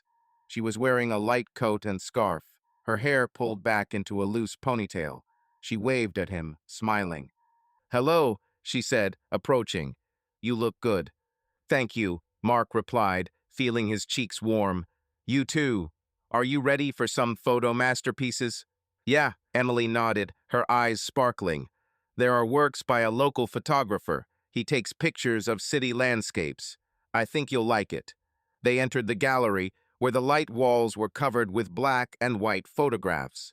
People on the streets, empty alleys, reflections in puddles, the photographs were simple but catchy. Mark and Emily walked slowly around the room, stopping at each photo. This one is cool, Mark said, looking at a photo of an old bridge in the rain. Reminds me of when I was running in the park last week. Oh, are you still running? Emily asked, turning to him. I never made it out. Laziness wins. We just need to start, Mark said, grinning. The first mile is the hardest. Okay, I persuaded you, she said, with a faint sigh. But if I fall halfway, it'll be your fault. They laughed, and Mark felt the tension release. Emily was easy to talk to. You didn't have to pretend to be with her. They discussed the photographs, arguing about which shot was better, and Mark found himself staring at her longer than necessary. Her smile, her gestures, the way she adjusted her scarf, all this evoked a warmth that frightened him. She is Jessica's sister. This is wrong, he thought, looking away. Would you like some coffee? Emily suggested as they left the gallery. There's a hot cider cart nearby. Come on, Mark agreed, enjoying the change of scenery. They bought a glass of apple cider and sat on a bench in a nearby park. The leaves rustled underfoot and the air smelled of autumn. Emily took a sip of her cider and looked at him. How are you? She asked quietly. Well, really, not for show. Mark took a sip, looking at the trees. Better than a month ago, he said honestly. Work helps. Running too. But it's still hard. She nodded, her gaze soft. I understand, she said. If you want to talk, I'm here. Without any pressure. Thank you, Mark said, feeling grateful. How are you? Work, photos, everything. Oh, work is a circus, Emily said, rolling her eyes. The client now wants something with ocean energy. I'm already thinking, just draw a wave and be done with it. Mark laughed, and she joined in. They chatted about her projects, about how she dreams of going to the mountains with a camera, about his jogging. The conversation flowed naturally, and Mark noticed that he was not thinking about Jessica. For the first time in a long time, he was here and now. When the cider was gone, Emily looked at her watch. Wow, it's already 4, she said. I'll probably go. I need to finish a couple of sketches. Yes, I have to go too, Mark said, getting up. Thank you for the day, Emily. It was great. Me too, she answered, smiling. Let's do it again sometime. Maybe we should go for a run. It's covered, he said, feeling her smile bring warmth to his chest. They hugged goodbye, and Mark again caught the faint scent of her perfume. He pulled away faster than he wanted to stop his thoughts from going too far. Emily waved at him and walked to her car. Mark looked after her, fighting with himself. She is Jessica's sister. This is wrong. He returned home on foot, feeling a mixture of joy and anxiety. In the apartment, he sat down on the sofa, opened his laptop, and began looking through work files, but his thoughts were about her. Emily wasn't just a support. She was someone he wanted to spend time with. And it was scary. He closed his laptop, put on his sneakers, and went for a run, hoping that running would banish these thoughts. Mark stood on the balcony of his apartment, looking out at the Charlotte lights twinkling under the December sky. The city was preparing for the new year. Garlands wrapped around lanterns, shop windows sparkled, and passers-by carried bags of gifts. He held a mug of tea, feeling the cold air bite his cheeks. It had been 3 months since he'd signed his separation agreement with Jessica, and life, albeit slowly, was starting to feel bearable. Work, jogging, walks in nature, all this kept him afloat. But the holidays were approaching, and with them came the fear of loneliness. The phone vibrated in my pocket. Mark took it out and saw a message from Emily. Hi, any plans for the new year? My friends and I are renting a loft in Noda. There will be a party. Nothing pretentious, just a party. Will you come? He smiled as he read the text. Emily became an unexpected part of his life. Their meetings, coffee, an exhibition, rare correspondence brought joy, but always left a taste of guilt. She was Jessica's sister, which made things complicated. But her invitation was tempting. Sitting alone in the apartment on New Year's Eve seemed unbearable. Hey, sounds cool, he wrote. What time and where? Hooray, I'll give you the address at 9 on North Davidson. Just be yourself. The dress code is relaxed, she replied, adding an emoji. Mark put the phone away, feeling a slight trepidation. He hadn't been to a party since. He didn't even remember when. Maybe with Jessica a couple of years ago. He returned to the apartment, finished his tea, and decided that he would go. Emily's right, it's a chance to get distracted. On the evening of December 31st, Mark put on a dark blue jacket, black shirt, and jeans. In the mirror, he looked better than he expected. Running restored his tone, and work distracted him from gloomy thoughts. He ordered a taxi, and by 9 he was at a loft in the Nod area, an old industrial building converted into an art space. Music, laughter, and the clinking of glasses could be heard from the open windows. Mark walked in, feeling a little out of place. It was crowded inside. About 20 people, from 25 to 30, wearing bright sweaters, suits, and even one comic Superman outfit. Garlands twinkled on the brick walls, and there was a bar with colorful bottles in the corner. He looked around for Emily. She emerged from the crowd, beaming in a black sequin dress, her hair styled in soft waves. Her smile lit up the room, and Mark felt his heart skip a beat. "Mark, you have arrived," she exclaimed, hugging him. Her warmth and the light scent of perfume made him momentarily forget about the awkwardness. "Hi," he said, pulling away with a smile. "You look wow." "Thank you," she replied, blushing slightly. "You're okay too. Let's go introduce the guys." She took his hand and led him to a group of friends. Mark felt the warmth of her fingers and tried not to think about it too much. "Hi all," Emily said over the music. "This is Mark, my friend. Be nice to him, he's awesome." The crowd buzzed with cheers. Emily introduced them: Matt, the designer with the colorful shirt; Liz, his girlfriend; Tom and Erica, musicians; Rosie, Emily's neighbor.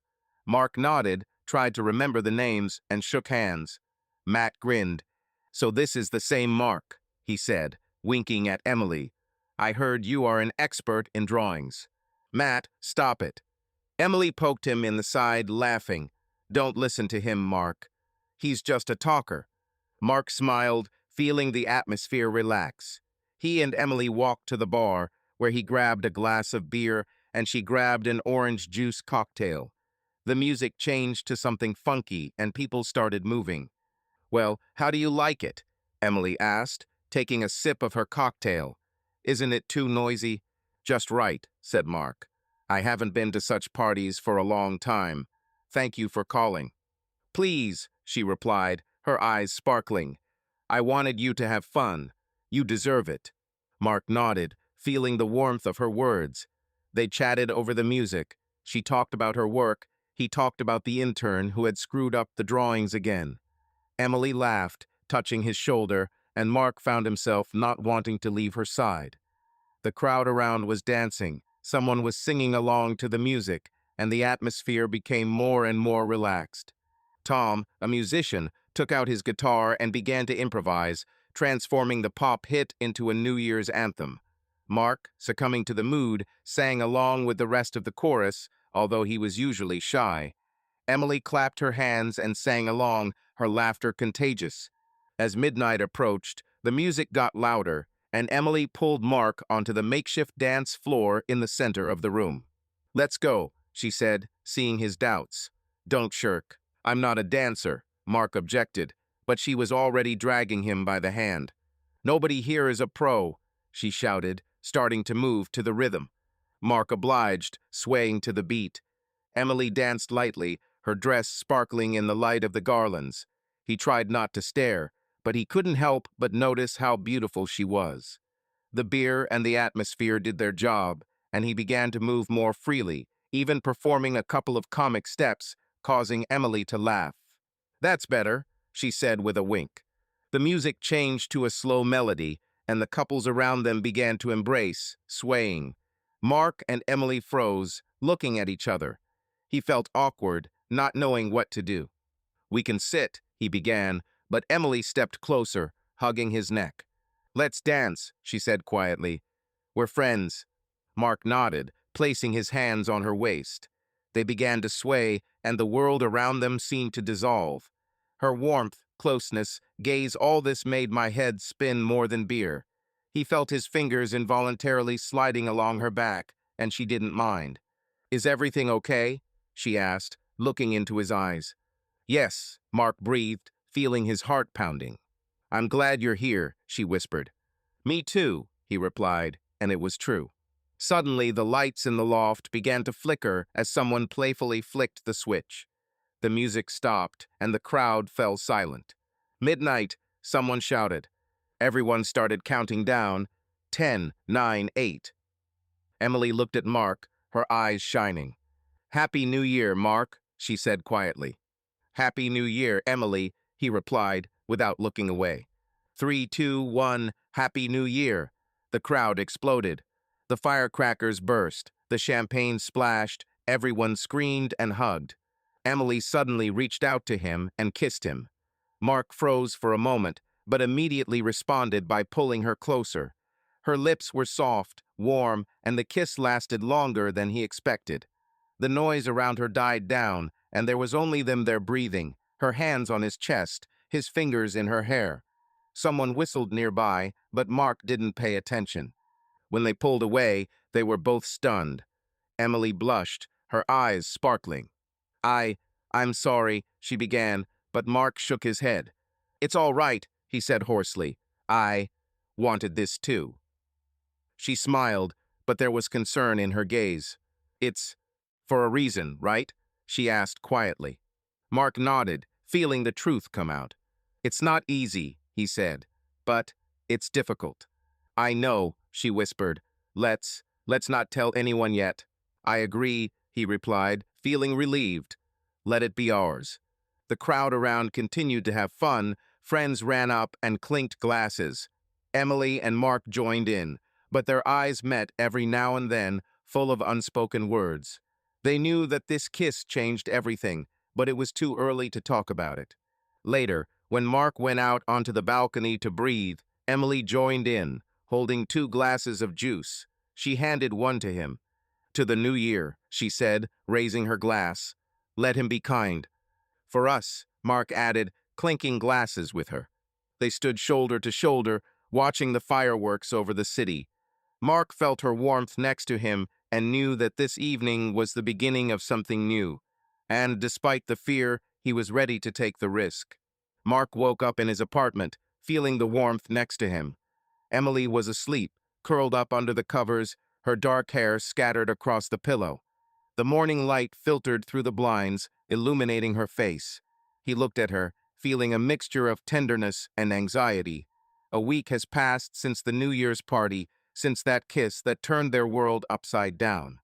They didn't discuss what it meant, but since then they saw each other almost every day, and every glance, every touch confirmed. This was more than friendship. He stood up quietly, trying not to wake her, and walked into the kitchen. I put on the coffee maker and took out some bread and peanut butter. The smell of coffee filled the small studio, and Mark heard footsteps. Emily walked in, wrapped in his old t-shirt, her eyes still sleepy. "Good morning," she said, smiling. "It smells delicious." "Good," Mark answered, handing her the mug. "You sleep like a bear." "It's your fault," she said, poking him in the side. "Made me watch that stupid movie until midnight." Mark grinned as he spread his toast.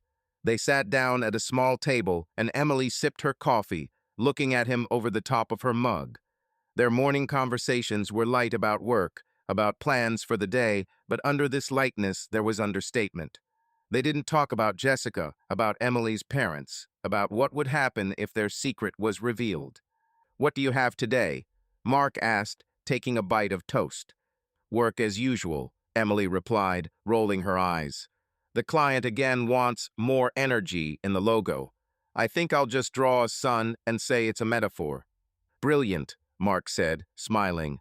"And I'll go to the construction site to check if they messed up the foundation." "Sounds boring," she said, but her gaze was warm. "Maybe we can go somewhere in the evening, to the park or somewhere else." "Go ahead," Mark agreed. "Only without your horror stories for the night." She laughed, and Mark felt his heart clench. It was easy with Emily, but every moment like this reminded him that their happiness was on thin ice. They met secretly. They dined at his place, walked in neighboring towns where no one knew them, and avoided places where they could run into acquaintances. This added romance, but also tension.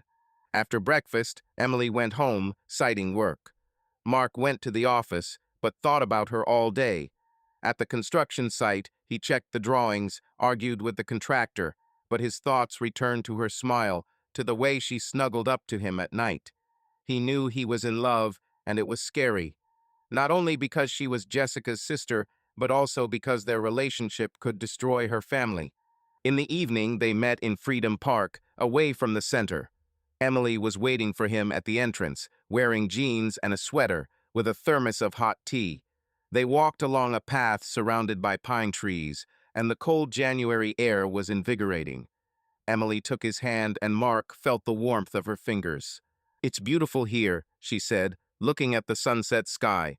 "Reminds me of when I was a kid with Jess." She stopped, her smile fading. Mark squeezed her hand, feeling her tense. "It's okay," he said quietly. "You can talk about her if you want." Emily shook her head, but spoke anyway. "She lives with her parents," she said, looking at the path. "Goes to a psychologist. Mom says it's hard for her. I don't know how to talk to her. She doesn't respond to my messages." Mark nodded, not knowing what to say. He hadn't seen Jessica since the meeting at the house when they signed the agreement. Their communication was limited to a couple of letters through lawyers about the sale of the house, about bills. He tried not to think about her, but Emily's words brought a pang of guilt. "I'm sorry this happened," he said. "Between you." Emily stopped, turning to him. Her eyes were serious. "It's not your fault, Mark," she said. "She made a choice. But I'm afraid my parents will hate me if they find out about us."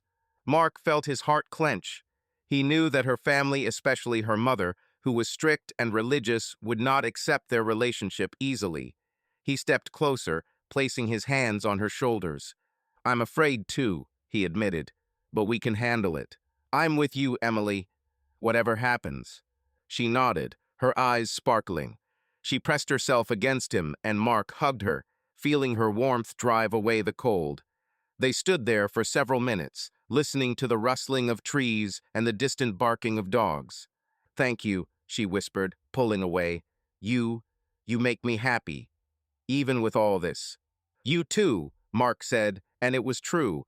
He took her hand, and they walked on without saying a word. In the following days, their meetings continued, but caution grew. Emily sometimes stayed at Mark's overnight, citing late work to her neighbor. They walked in small cafes outside the city, went to Lake Norman, where they could just be a couple without looking back. Every time Emily laughed or touched his hand, Mark felt like he was drowning in her. But the fear of exposure did not go away. One evening, after dinner at Mark's, they were lying on the couch watching an old movie. Emily pressed herself against him, her head resting on his chest. Mark stroked her hair, feeling her breath soothing. "Mark," she said quietly, without looking up from the screen, "what do you think will happen when everyone finds out?" He paused, thinking. The question was in the air from the very beginning, but they avoided it. "It will be hard," he said honestly. "Your parents, they won't be happy. Jessica probably too.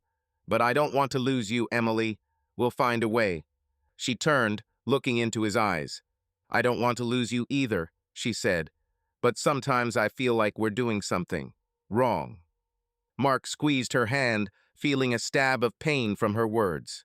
"It's not wrong," he said firmly. "We didn't want to harm anyone.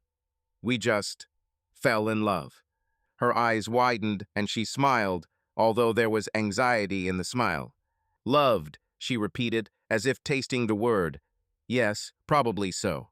He leaned down and kissed her, feeling her lips respond. The kiss was gentle but deep, full of everything they couldn't say. When they pulled away, Emily pressed herself against him, and Mark hugged her tighter. "We'll be careful," he said. "We're not ready to tell you yet." "But I won't let you go, Emily. I promise." She nodded, leaning into his shoulder. "I promise too," she whispered. The film was on, but they didn't watch it. Mark felt her warmth, her breath, and knew that, despite the fear, he was happy. Their love was secret, fragile but real, and he was ready to protect her, even if it meant going against the whole world. Mark was slicing strawberries on Emily's kitchen counter while she was frying pancakes. Saturday morning was warm, sunlight streamed through the window, and the radio played jazz quietly. Emily hummed a tune as she stirred the dough, and Mark couldn't help but smile. Their secret meetings became a habit. They spent weekends together, sometimes at his or hers, avoiding places where they could meet acquaintances. Today, her neighbor Rosie was away for the weekend, and they were enjoying a rare sense of freedom. "Are you sure you didn't go too far with the strawberries?"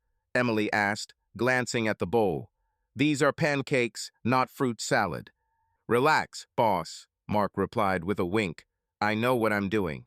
She laughed, poking him with the spatula, and Mark caught her hand, giving her a peck on the cheek. Emily blushed, but smiled wider. These moments, simple, everyday ones, were most precious to Mark. He felt alive for the first time in months. The doorbell interrupted their laughter. Emily frowned as she dried her hands on a towel. "Who is this?" she said, looking at Mark. "Rosie should be in Raleigh. Maybe the neighbor forgot something," he suggested, but anxiety stirred in his chest. Emily shrugged and walked towards the door. Mark remained in the kitchen, retreating to the wall just in case. If it is someone else, it is better not to flash. He heard Emily open the lock, and her voice, full of surprise. "Jess?" Mark froze, his heart sank. "Jessica?" He looked out into the corridor, trying not to make any noise. Jessica stood on the threshold in a gray coat, with a package in her hands. She looked thinner than the last time they met, with dark circles under her eyes.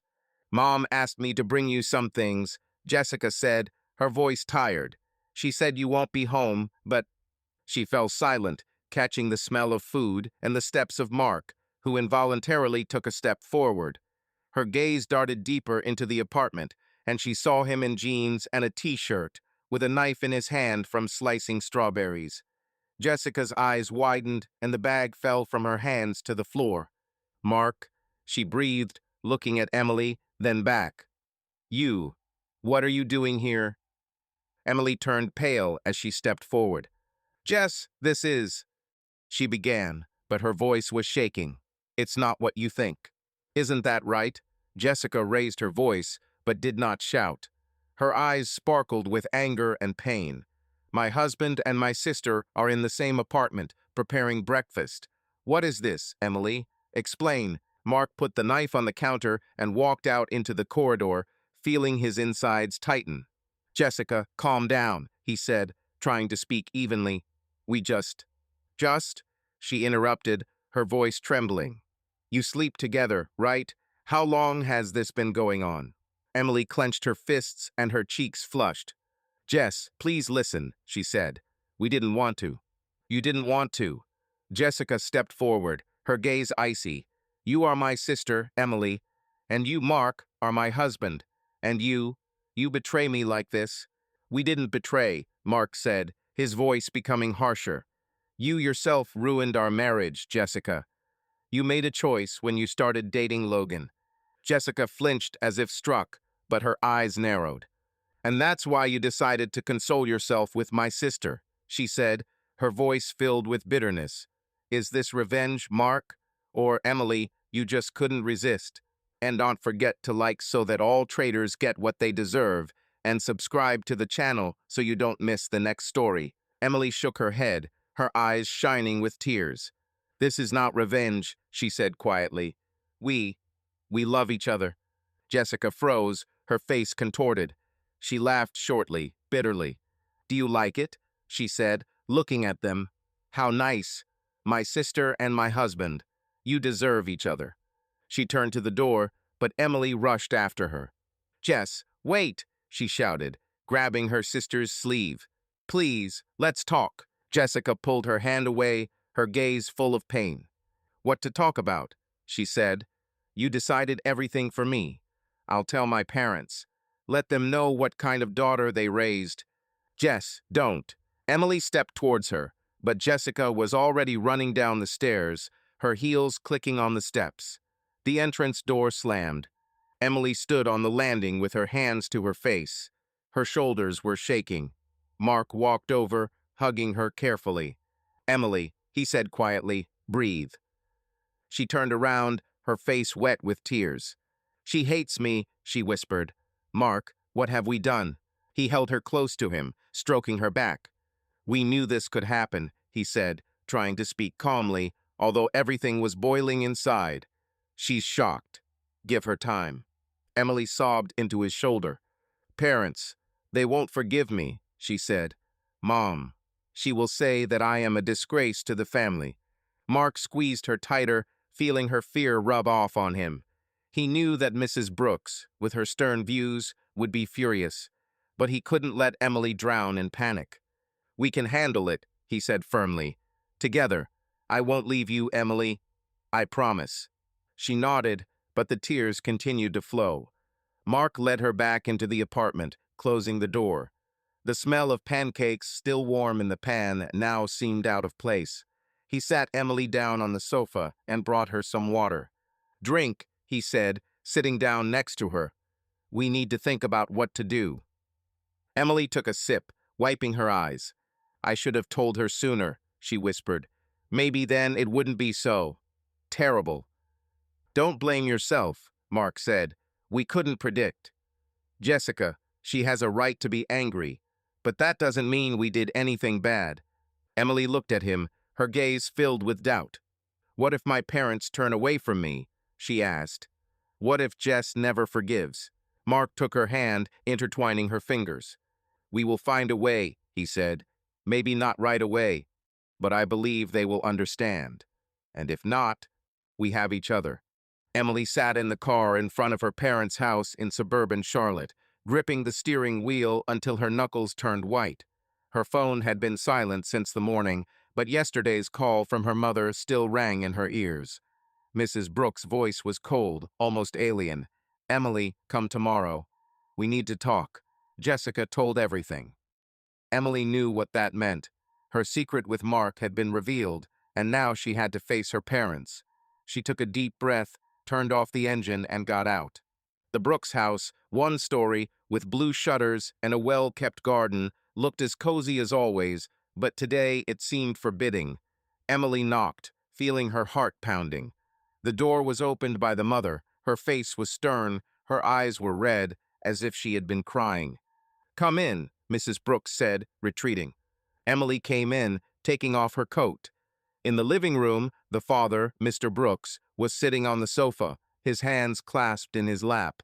He looked at the floor without raising his eyes. Jessica was not there. Emily heard from Mark that she had rented an apartment and moved out from her parents.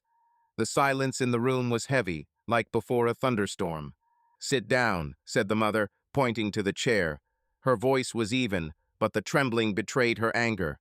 Emily sat down with her hands folded in her lap. She felt like a schoolgirl who was called to the principal. The mother remained standing with her arms crossed. "Jessica told us," Mrs. Brooks began, her gaze sharp, "about you and Mark. This is true." Emily swallowed but nodded. There was no point in lying. "Yes," she said quietly, "Mark and I, together." The father let out a heavy sigh, but did not look up. The mother shook her head, her lips pursed. "How could you?" she said, her voice trembling. "Your sister, your own blood, and you, with her husband. It's a shame, Emily." Emily felt her cheeks burn. She expected anger, but her mother's words cut like a knife. "He's not her husband," she said, trying to speak calmly. "They are getting divorced. Jessica herself destroyed their marriage." Mrs. Brooks stepped closer, her eyes sparkling. "Don't you dare blame your sister," she said. "Yes, she was wrong, but you betrayed your family. How could you do this to Jessica? With us?" Emily clenched her fists, feeling the tears welling up. "I didn't mean to harm anyone," she said. "Mark and it just happened. I love him, Mom." The mother froze, her face turning pale. Father finally looked up, his gaze heavy. "Do you love it?" he said, his voice low. "Emily, this is not love. This is wrong. He was your sister's husband. How can you even think about such a thing?" Emily shook her head, her voice shaking, but she didn't back down. I know what it looks like, she said, but I didn't choose who to love. Mark, he's a good person. He didn't deserve what Jessica did to him. And I won't give up on him. Mrs. Brooks covered her mouth with her hand, her eyes filling with tears. Do you hear yourself? She said. Do you put your feelings above your family? You and Jessica are sisters, Emily. How can you do this to her? What did she do with Mark? Emily replied, her voice becoming firmer. She lied to him, cheated on him. I'm not making excuses, but I didn't do anything behind her back. Their marriage was over before Mark and I started. The father stood up, his face turning red. Enough, he said. Emily, this is unacceptable. You must end this relationship. For the sake of the family, for Jessica's sake. Emily looked at him, feeling her heart clench. She loved her parents, but their words stifled her. She stood up, her hands shaking. I'm not a child, Dad, she said. I love Mark and I won't give up on him. Sorry if this hurts your feelings, but this is my choice. Mrs. Brooks sobbed as she turned away. The father shook his head, his voice becoming quieter. Then leave, he said. We need time. We can't accept this. Emily nodded, feeling tears running down her cheeks. She took her coat, without looking at her parents, and went out. The door closed behind her with a quiet click. She got into the car, but did not start the engine. She was shaking. She took out her phone and texted Mark. I was with my parents. Everything is bad. Can I come? The answer came a minute later. Of course, come. I'm waiting. Emily wiped her eyes and started the car, heading towards his apartment. Mark opened the door as soon as she knocked. His face was worried, but he silently hugged her. Emily pressed herself against him, feeling the tears flow again. They said that I betrayed my family, she whispered, burying her face in his shoulder. Dad told me to stop. I couldn't. Mark stroked her back, his voice calm but firm. You did what you could, he said. You were honest. It is their choice how to react. Emily pulled back, looking at him. Her eyes were red, but there was determination in them. I said I wouldn't give up on you, she said. And I won't refuse, Mark, even if they hate me. He took her face in his hands, his gaze full of warmth. They won't hate, he said. They need time. And I'm with you, Emily, always. She nodded, feeling empowered by his words. Mark led her to the sofa and brought her tea. They sat huddled together, and Emily told everything. Her mother's anger, her father's words, the silence that was worse than the screams. Mark listened without interrupting, holding her hand. What now? She asked, finishing her tea. Jessica, parents. This is just the beginning, right? Maybe, said Mark, but we knew it wouldn't be easy. We will get through this, step by step. Emily smiled weakly, squeezing his hand. Thank you for existing, she said. Without you, I don't know. And I have you, he answered, kissing her forehead. This is the main thing. They fell silent, listening to the noise of the city outside the window. The storm began, but Emily felt that she was not alone. Her determination, reinforced by Mark's support, was stronger than her fear. They will fight for their love, even if the whole world is against it. Mark stood in front of the Charlotte County Courthouse, clutching his briefcase. The morning sun was blinding, reflecting off the glass windows of the court. Today, after a year of separation, his marriage to Jessica was supposed to officially end. The lawyer assured that this was a formality. The agreement on the division of property was signed. There were no objections, only the judge's decision remained. But Mark felt a heaviness in his chest, as if he was signing not a paper, but a verdict on his past life. He entered the meeting room, where it was almost empty. Only the secretary, the lawyer, and a few people waiting for other business. Jessica was not there. Her presence was not required. Mark sat on the wooden bench, listening to the lawyer talking quietly to the secretary. The judge, an elderly woman with a tired look, entered a minute later. The case took less than 10 minutes. The lawyer presented documents, confirmed the year of separation, and Mark answered a couple of questions. The judge nodded, her voice dry. The marriage between Mark Reynolds and Jessica Brooks has been dissolved. Mark nodded, feeling the words sink into his mind. He signed the last paper. The lawyer shook his hand, muttering something about copies of the decision. Mark went outside, squinting in the sun. It's all over. He was free and at the same time devastated. 7 years of his life, the love in which he believed, were left in the past. Emily waited at the entrance, leaning against her car. Her hair was pulled back into a messy bun, and she looked cozy in jeans and a sweater, but she had a worried look in her eyes. She insisted on coming, although Mark said he could handle it alone. "Well?" she asked, taking a step towards him. Mark smiled faintly. "All officially divorced." Emily hugged him, her warmth driving away the cold inside. "How are you?" she asked, pulling away and looking into his eyes. "It's strange," he admitted. "It's like, I don't know, I closed the book. Sad, but also easier." She nodded, squeezing his hand. "Shall we go home?" she said. "I prepared something." Mark raised his eyebrows but agreed. They got into her car, and Emily drove him to her apartment. Mark spent more time there than on his own, although they had not yet moved in together. On the way, she chatted about work, about a new project, but Mark felt that she was trying to distract him. He was grateful. The smell of freshly brewed coffee and warm bread greeted him in the apartment. On the table were plates of sandwiches, fruit, and a bottle of wine. Above the sofa hung balloons and a paper sign, "New Chapter." Mark froze, looking at this. "Are you serious?" he said, turning to Emily. She smiled, slightly embarrassed.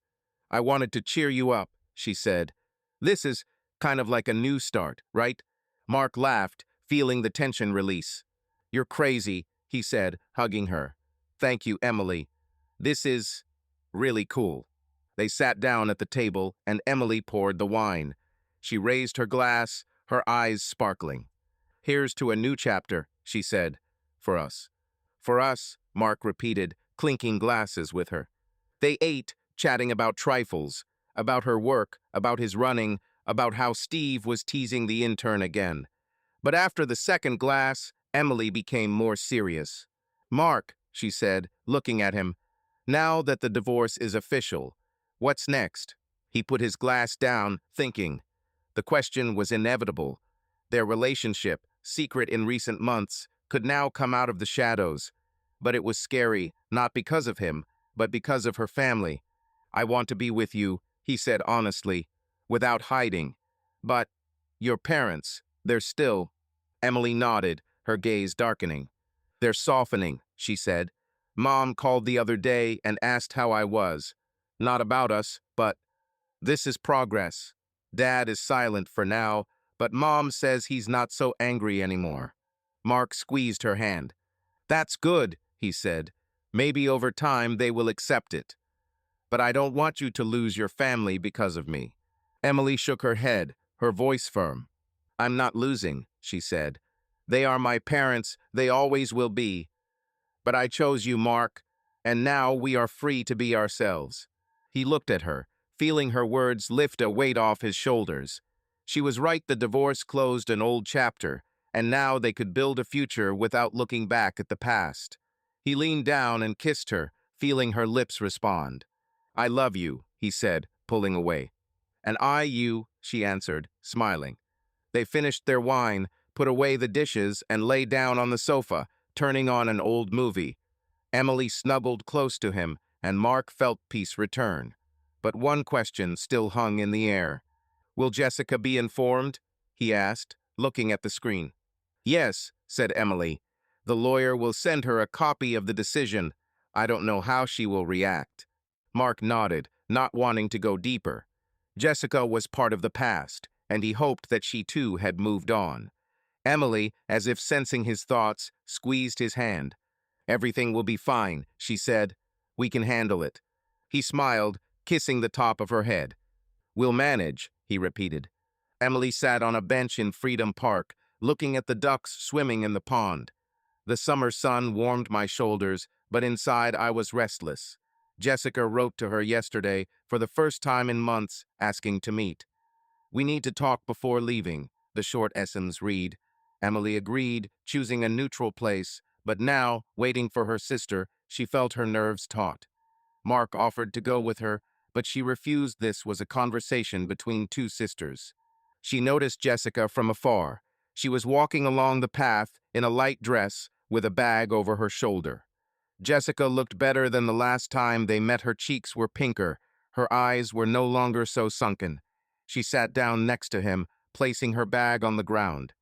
"Hi," Jessica said, looking at the pond. Her voice was even, without anger.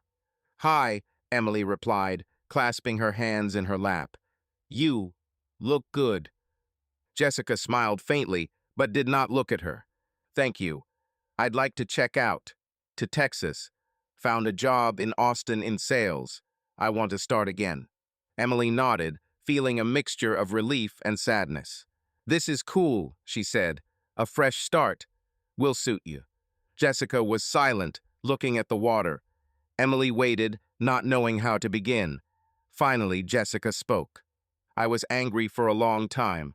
For you, for Mark, for myself. But I'm tired, Emily. Live as you please. I can't keep this to myself anymore." Emily swallowed, her eyes stinging. "Jess, I'm sorry this happened," she said quietly. "I didn't want to hurt you. Never." Jessica finally turned around, her gaze tired but not angry. "I know," she said, "and I'm to blame too. I destroyed my marriage. But seeing you two together, it was too much." Emily nodded, feeling a lump in her throat. "I understand," she said. "I want us to, well, be sisters again someday." Jessica shrugged, her smile bitter. "Maybe someday," she said, "but not now. I need time and distance." She paused, then added more quietly, "I hope he won't betray you. Mark, he's good, better than I deserved." Emily squeezed her hand, but Jessica gently pulled away. "Take care of yourself, Jess," Emily said, her voice shaking. "And you," Jessica replied, standing up. She took her bag and walked down the path without looking back. Emily watched her go until her sister disappeared behind the trees. They did not make up, but saying goodbye without shouting was already a step forward. She took out her phone and texted Mark, "Met Jess. She's leaving. Everything is fine." He answered immediately, "You're great. Love you." Emily smiled, feeling a weight lift off her shoulders. A week later, Mark and Emily stood in a new apartment on a leafy boulevard in downtown Charlotte. Spacious, with large windows and views of trees, it was their first home together. Boxes of things were piled in the corner, and there was a smell of fresh paint. They decided to move in together after the divorce, no longer hiding. Friends knew, colleagues too, someone was whispering, but Mark and Emily did not pay attention. "Where do we put the sofa?"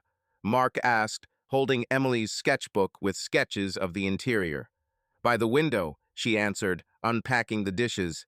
"We'll drink coffee and watch the sunset." "Romantic," he grinned, but his eyes sparkled. They spent the day arranging furniture, arguing about the color of curtains and laughing when Mark dropped a box of books. By evening, the apartment began to feel cozy. Emily hung her photographs on the wall landscapes of Charlotte that she took in the spring. Mark put a frame with a photo of them at sea. They were laughing, disheveled by the wind. But the main surprise came a few days later. Mrs. Brooks called Emily, her voice unusually soft. "Come on Sunday," she said. "For dinner, both." Emily froze, holding the phone. "Mom, are you sure?" she asked. "Yes," answered Mrs. Brooks. "It's time to start again."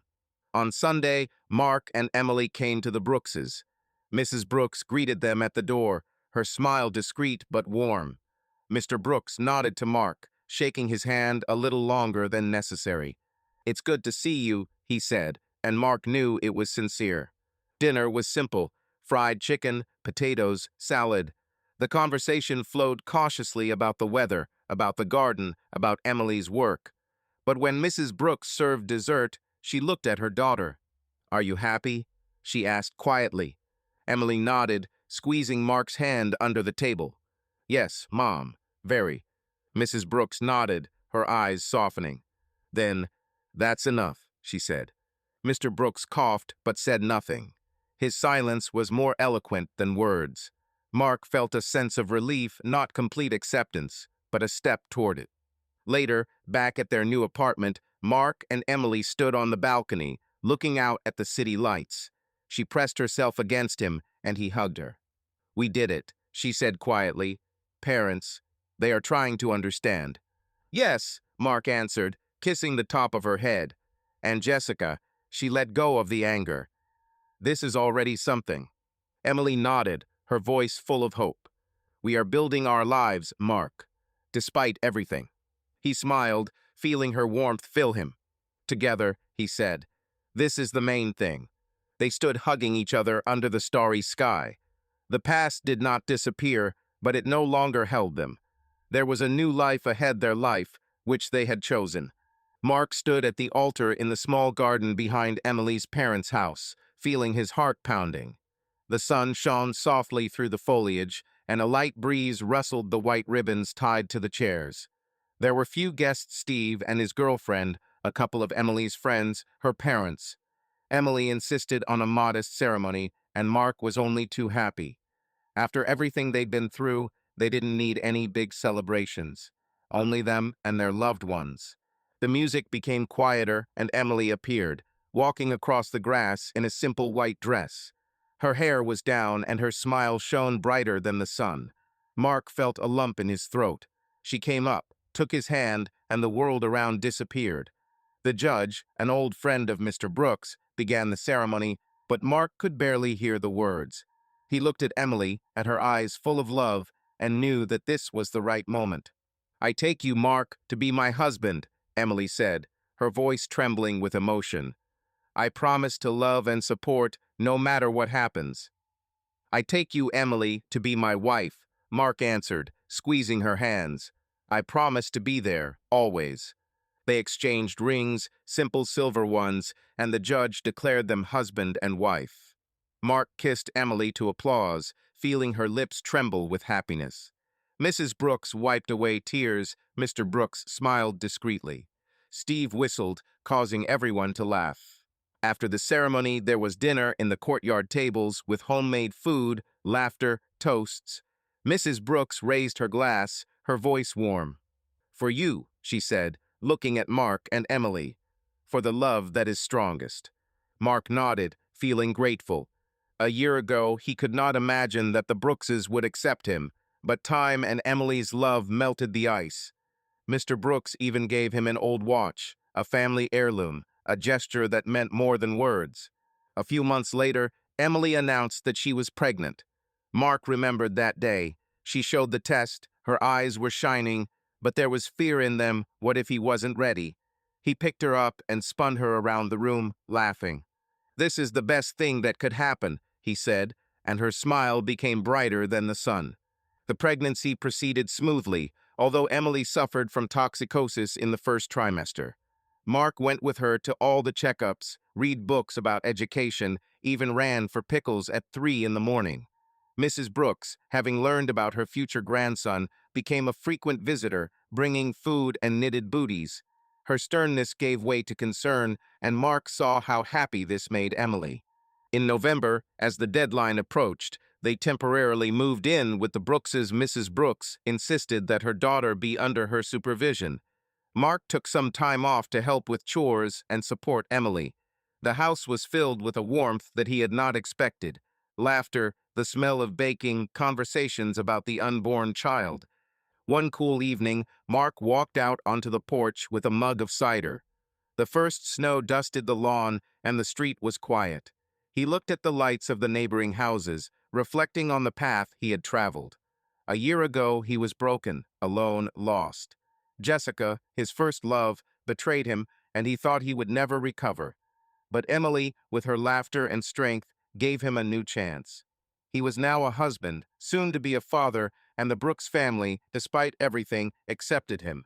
The door creaked, and Mr. Brooks came out, wrapped in a scarf. "It's cold," he said, standing next to her, "but the evening is good." "Yes," Mark nodded, sipping his cider. "Come." They stood in silence, looking at the street. Over the months, Mark became close to his father-in-law. They repaired a fence, chose a stroller, even went fishing. Mr. Brooks cleared his throat. "You know, Mark," he said, "I'm glad you and Emily are together. At first, it was difficult, but you make her happy." Mark looked at him, feeling warm. "Thank you," he said. "It means a lot." Mr. Brooks nodded, his gaze softening. "You're a good guy," he said, "and you will be a good father." Mark smiled, unable to find words. At that moment, Mrs. Brooks' voice came from the house. "Mark, John, come here. The baby is pushing." Mark hurried inside, his father-in-law following behind him. In the living room, Emily sat on the sofa, her hand resting on her round belly. Mrs. Brooks held her hand close, smiling. "Come on," Emily said, waving at Mark. "Do you feel it?" He knelt down next to her, placing his hand on her stomach. A second later, he felt a slight jolt, and his face lit up. Emily laughed, her eyes sparkling. "Strong, huh?" she said. "Like Mom," Mark answered, kissing her. Mrs. Brooks smiled, turning away so as not to be in the way. Mr. Brooks coughed and said he would check the stove, but his eyes were shining. The parents left, leaving them alone. "It's a miracle," Emily whispered, looking at Mark. "Real," he answered, feeling his love for her and their unborn child overwhelm him. The baby pushed again, and they laughed. Mark hugged Emily, and she cuddled up to him. Snow was falling outside the window, but the house was warm.